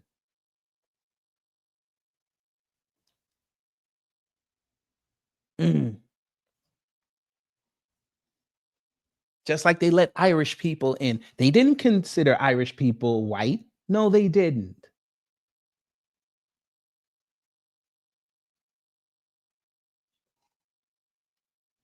And besides, you want to know how else they didn't want to classify y'all as white? Because you had a lot of Sicilians show up. And they were darker than the regular Italians. Oops. Maybe you forgot about those.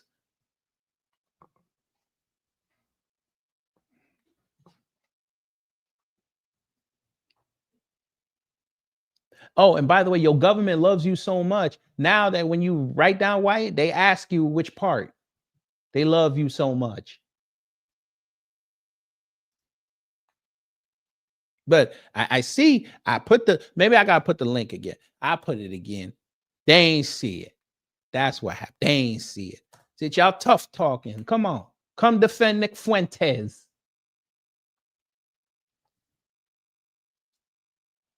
Of course, you would think that Piers Morgan got wrecked just because y'all found out he a liberal. Nick got owned. And the fact that y'all still sitting up here saying that this is the epitome of the right wing. I can't wait till I do this video, fam. I can't. See this here? What I'm opening up? These are notes. When I do that video, man, I'm going to get a lot of y'all right. Nick Fuentes is a horrible debater. How you let Candace Owens get you out of pocket? How? Since all you Nick Fuentes defenders are here, how do you let a black woman get him out of pocket? How you let this liberal over here who eats fish and chips all day with that nasty gravy, how did he let him get him out of pocket? Oh, yeah, I don't want to answer that question, huh? Okay, I understand. We know what the answer is, you frog-faced idiots. You having an unnatural allegiance to losers. Losers.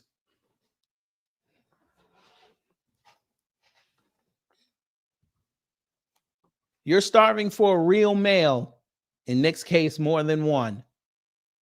And you haven't found it. You find losers. Sir, click that link then. Click it. Click it, clown. I know you won't. Because like your leader over here, you're a coward. Your coward leader only did this interview because he thinks he could get on Fox News if he did a great job. Jesse Waters ain't calling him now. Rupert Murdoch's son put the kibosh on this. He ain't getting on there.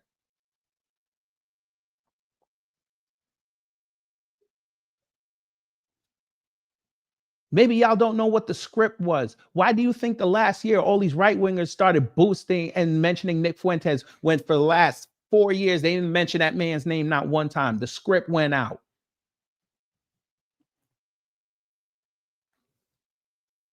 That's my point. You're a loser.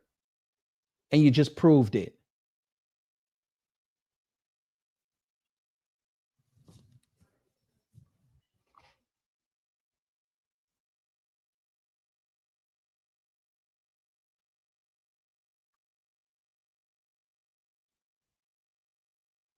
You see this man on the screen, you can't even defend him.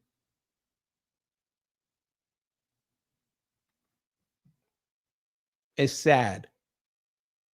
Which part of Mumbai you living in?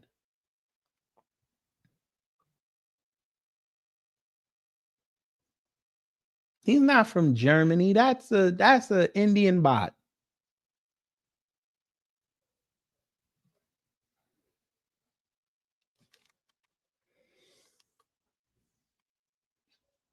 It's okay, right wingers. I understand. Y'all took L's last night again, and y'all are trying to figure out the next play. I understand it.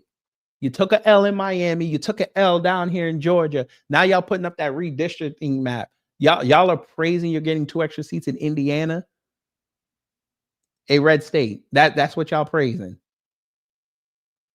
Y'all got the goddamn Muslims down there in Texas about to take that shit over.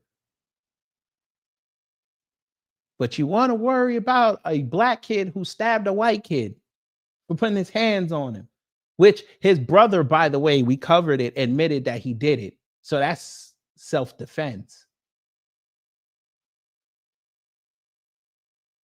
That's what y'all are worried about. You're worried about somebody giving out cinnamon rolls in a mall.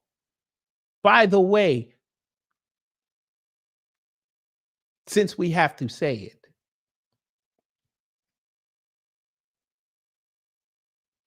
all of a sudden, all her indiscretions start coming out. It's funny. After y'all gave her $100,000.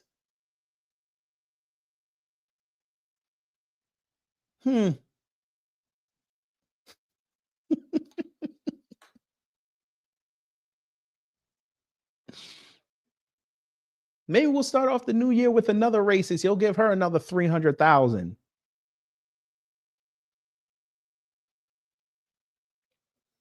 Oh, and if she did that and lost her job, where is the people who's going to be the first one to go interview her? Who's going to be the first one to go embarrass themselves?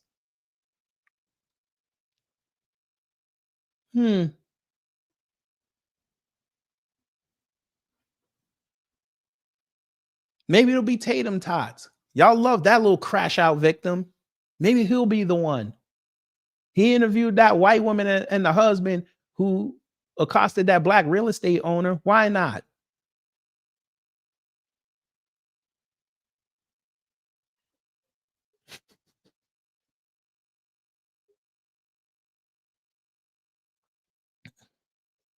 Talking about boycott Cinnabon. Y'all don't even go to malls, so why are you boycotting it?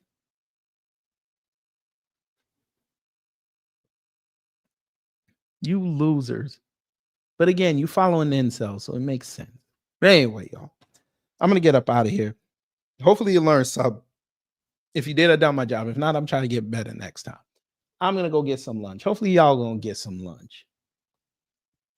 We're going to move up that other live to about 3:30. We're not going to stay, or I might just do a upload. I'm not sure yet. But we're going to have fun later. Tomorrow. We're going to have fun. I ain't going to tell you what it is, but we're going to have fun. So y'all take care, stay safe. Remember, it's hump day, so go out and hump something. And you know what to do when the agents of chaos come to mess up your existence. An incel and a liberal, they do an interview. What is the cause and the end result?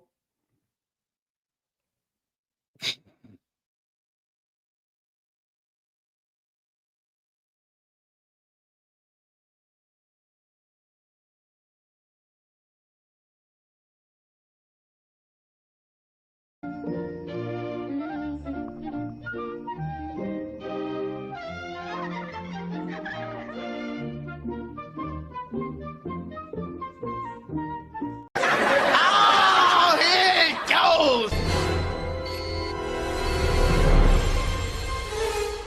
Time's up. Get your ass up! We gotta get out of here now! But did we have a good time here? Hello? Gotta get your groove on.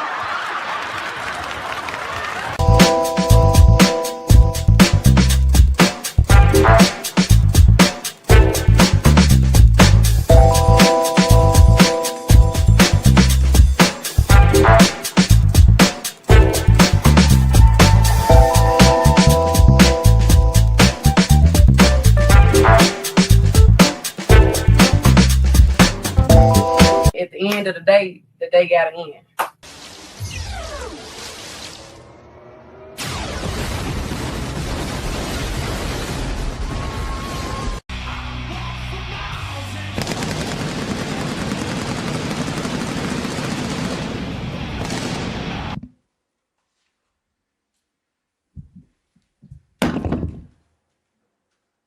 That's it.